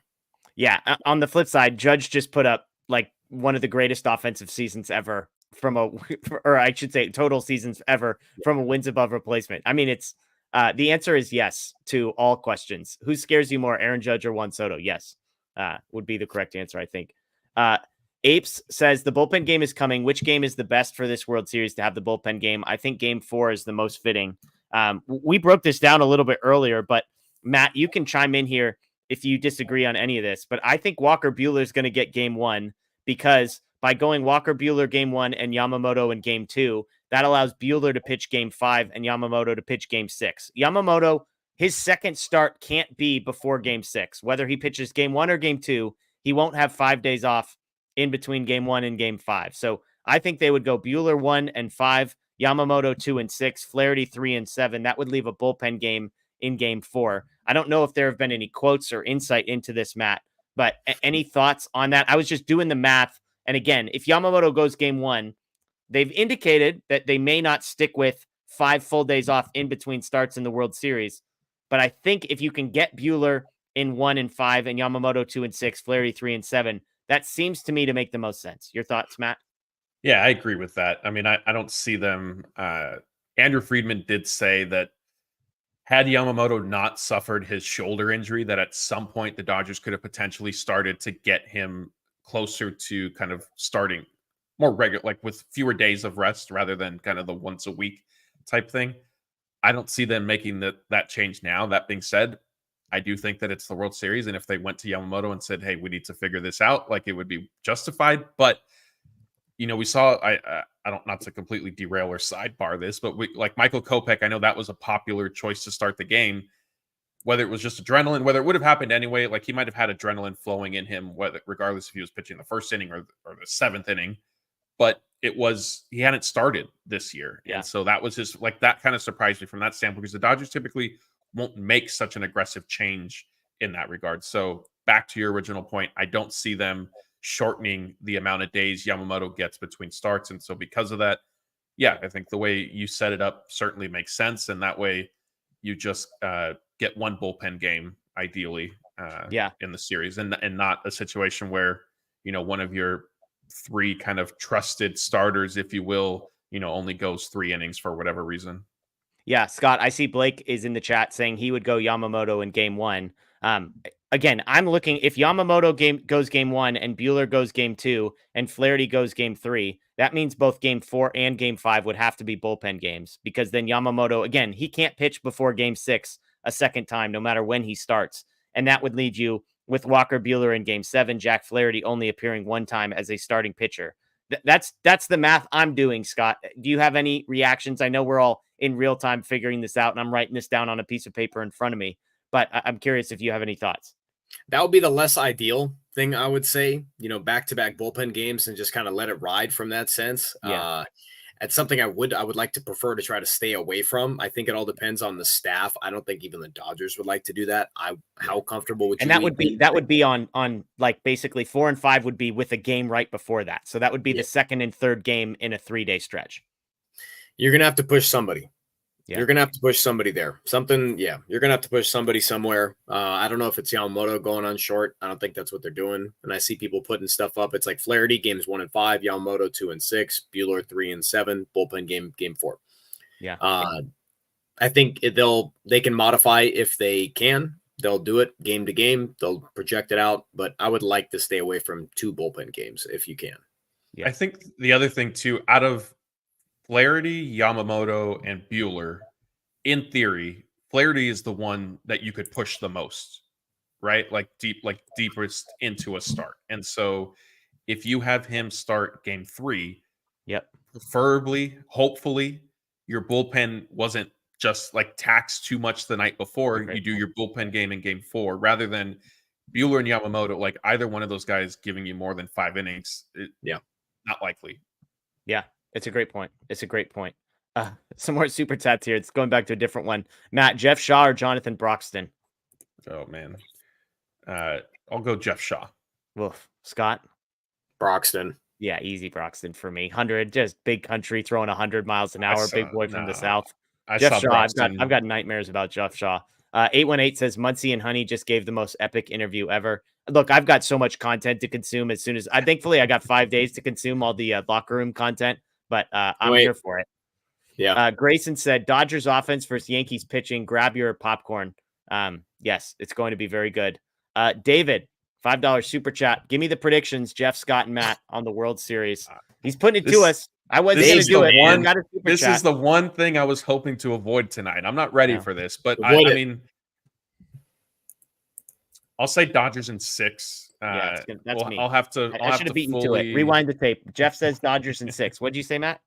For now, Dodgers in 6, potentially pushing to Dodgers in 7 if we do a little bit more of a deeper dive and get a little excitement this series, because the NLCS was boring.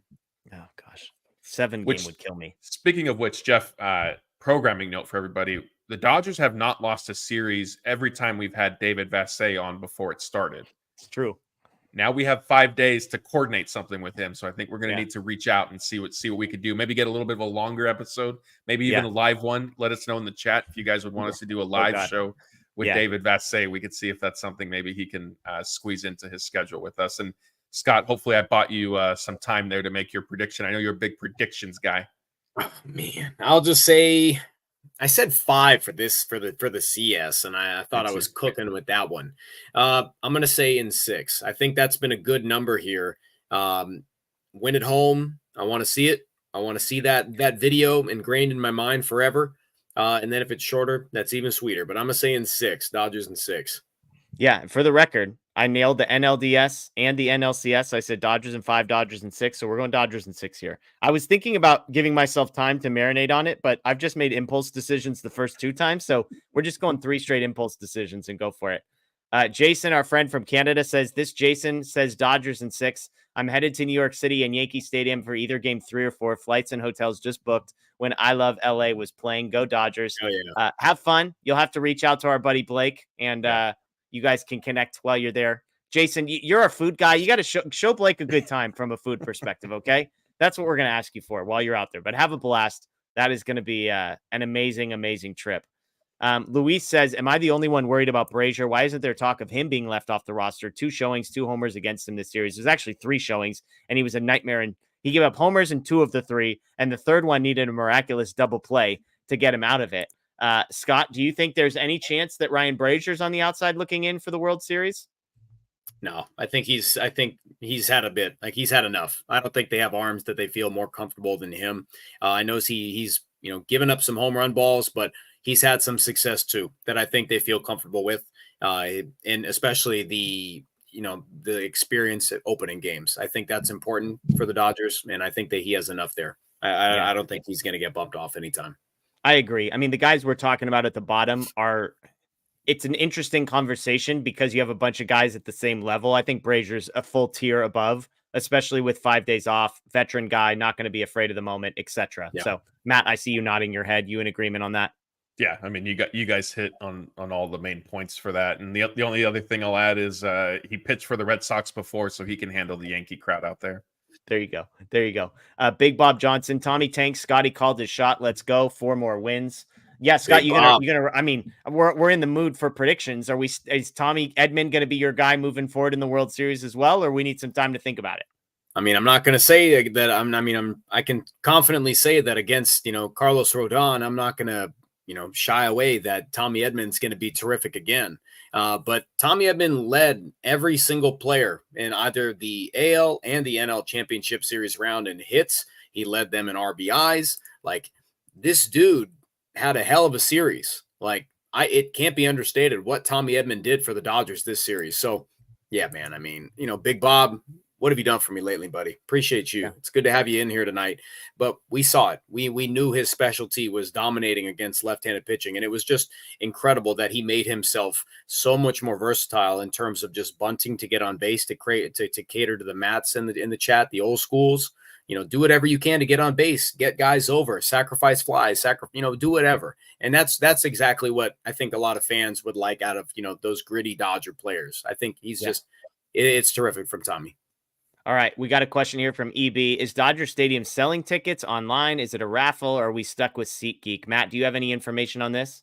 Yeah. So I know the Dodgers, they put up tickets online while the NLCS was still going, and everybody was freaking out about it, which we needed to remind people that this is par for the course, that teams do this. From what I saw, they sold out in about 90 minutes. So at this point, your best bet is, on the off chance that maybe they do some sort of additional release of a few scattered tickets here or there, or, heading to SeatGeek, StubHub secondary market and all that stuff. There you go. There you go. Frank with another $20 super chat. Frank, you've been a big supporter of us tonight. Thank you. He says, from NV, not Vegas, in a land of giants, be small. I was trying to figure out Nevada City, maybe, is where you're from. I'm not entirely sure, but we appreciate you. And You know what, Frank? You proudly wear that Dodger blue for the next. You got 5 days where the Dodgers can't lose. So you've got that going for you. You got 2 weeks of your team in the World Series and their team trying to figure out who's going to be the general manager next season. So enjoy this, Frank. Dodger gear all the time, every single day out in public. Rotate some jerseys maybe. You got options here, Frank. I'm happy for you. It's going to be a good week for you. Apes Against the Machine says Dodgers win game 1, lose game 2, win 3 and 4, lose 5, win the championship in game 6. There you go. I mean, I guess that's kind of the most stress-free way to win in 6. You win game 1, then you're up 3-1. Basically, it's basically the exact same thing. I don't know why I'm doing math. This is the exact same thing that just happened, right? Yeah. So yeah, let's do that. Let's do that. Except maybe don't lose game 5. Just win game 5. Well, I don't know if the Dodgers will be punting 2 games in the World Series. I hope not. Yeah, we hope not as well. All right. Well, hey, you know what? We're nearing 2 hours here. We appreciate all of you. Almost 6,000 people in here with us. One of the biggest live shows we have ever had. Folks, we greatly appreciate every single one of you. And as we hinted at, tons more on the way. You're not done with us yet. Had the Dodgers lost this series, you might have gotten a break from a couple of us for a few days, but not yet. Not yet. Every single day of the week, we're going to have content right here on the Dodger Blue YouTube page. As we have it all the time, Dave Roberts press conference, Shohei Ohtani press conference. I'm sure we'll have some locker room footage up on our social media accounts at the very least, if not right here on YouTube. And stay tuned because as we said, we've got a credentialed reporter, Blake Williams, who's going to be at the games at home and then traveling to New York City for games 3, 4, and 5 if necessary as well. So it is going to be a wild, wild ride. If you're new here, thanks for joining us. Subscribe, ring the notification bell. Tons of content coming, interviews, previews, David Bassett, some other guests we're working on. It's going to be a good time. That is Scott Geirman. That is Matt Moreno.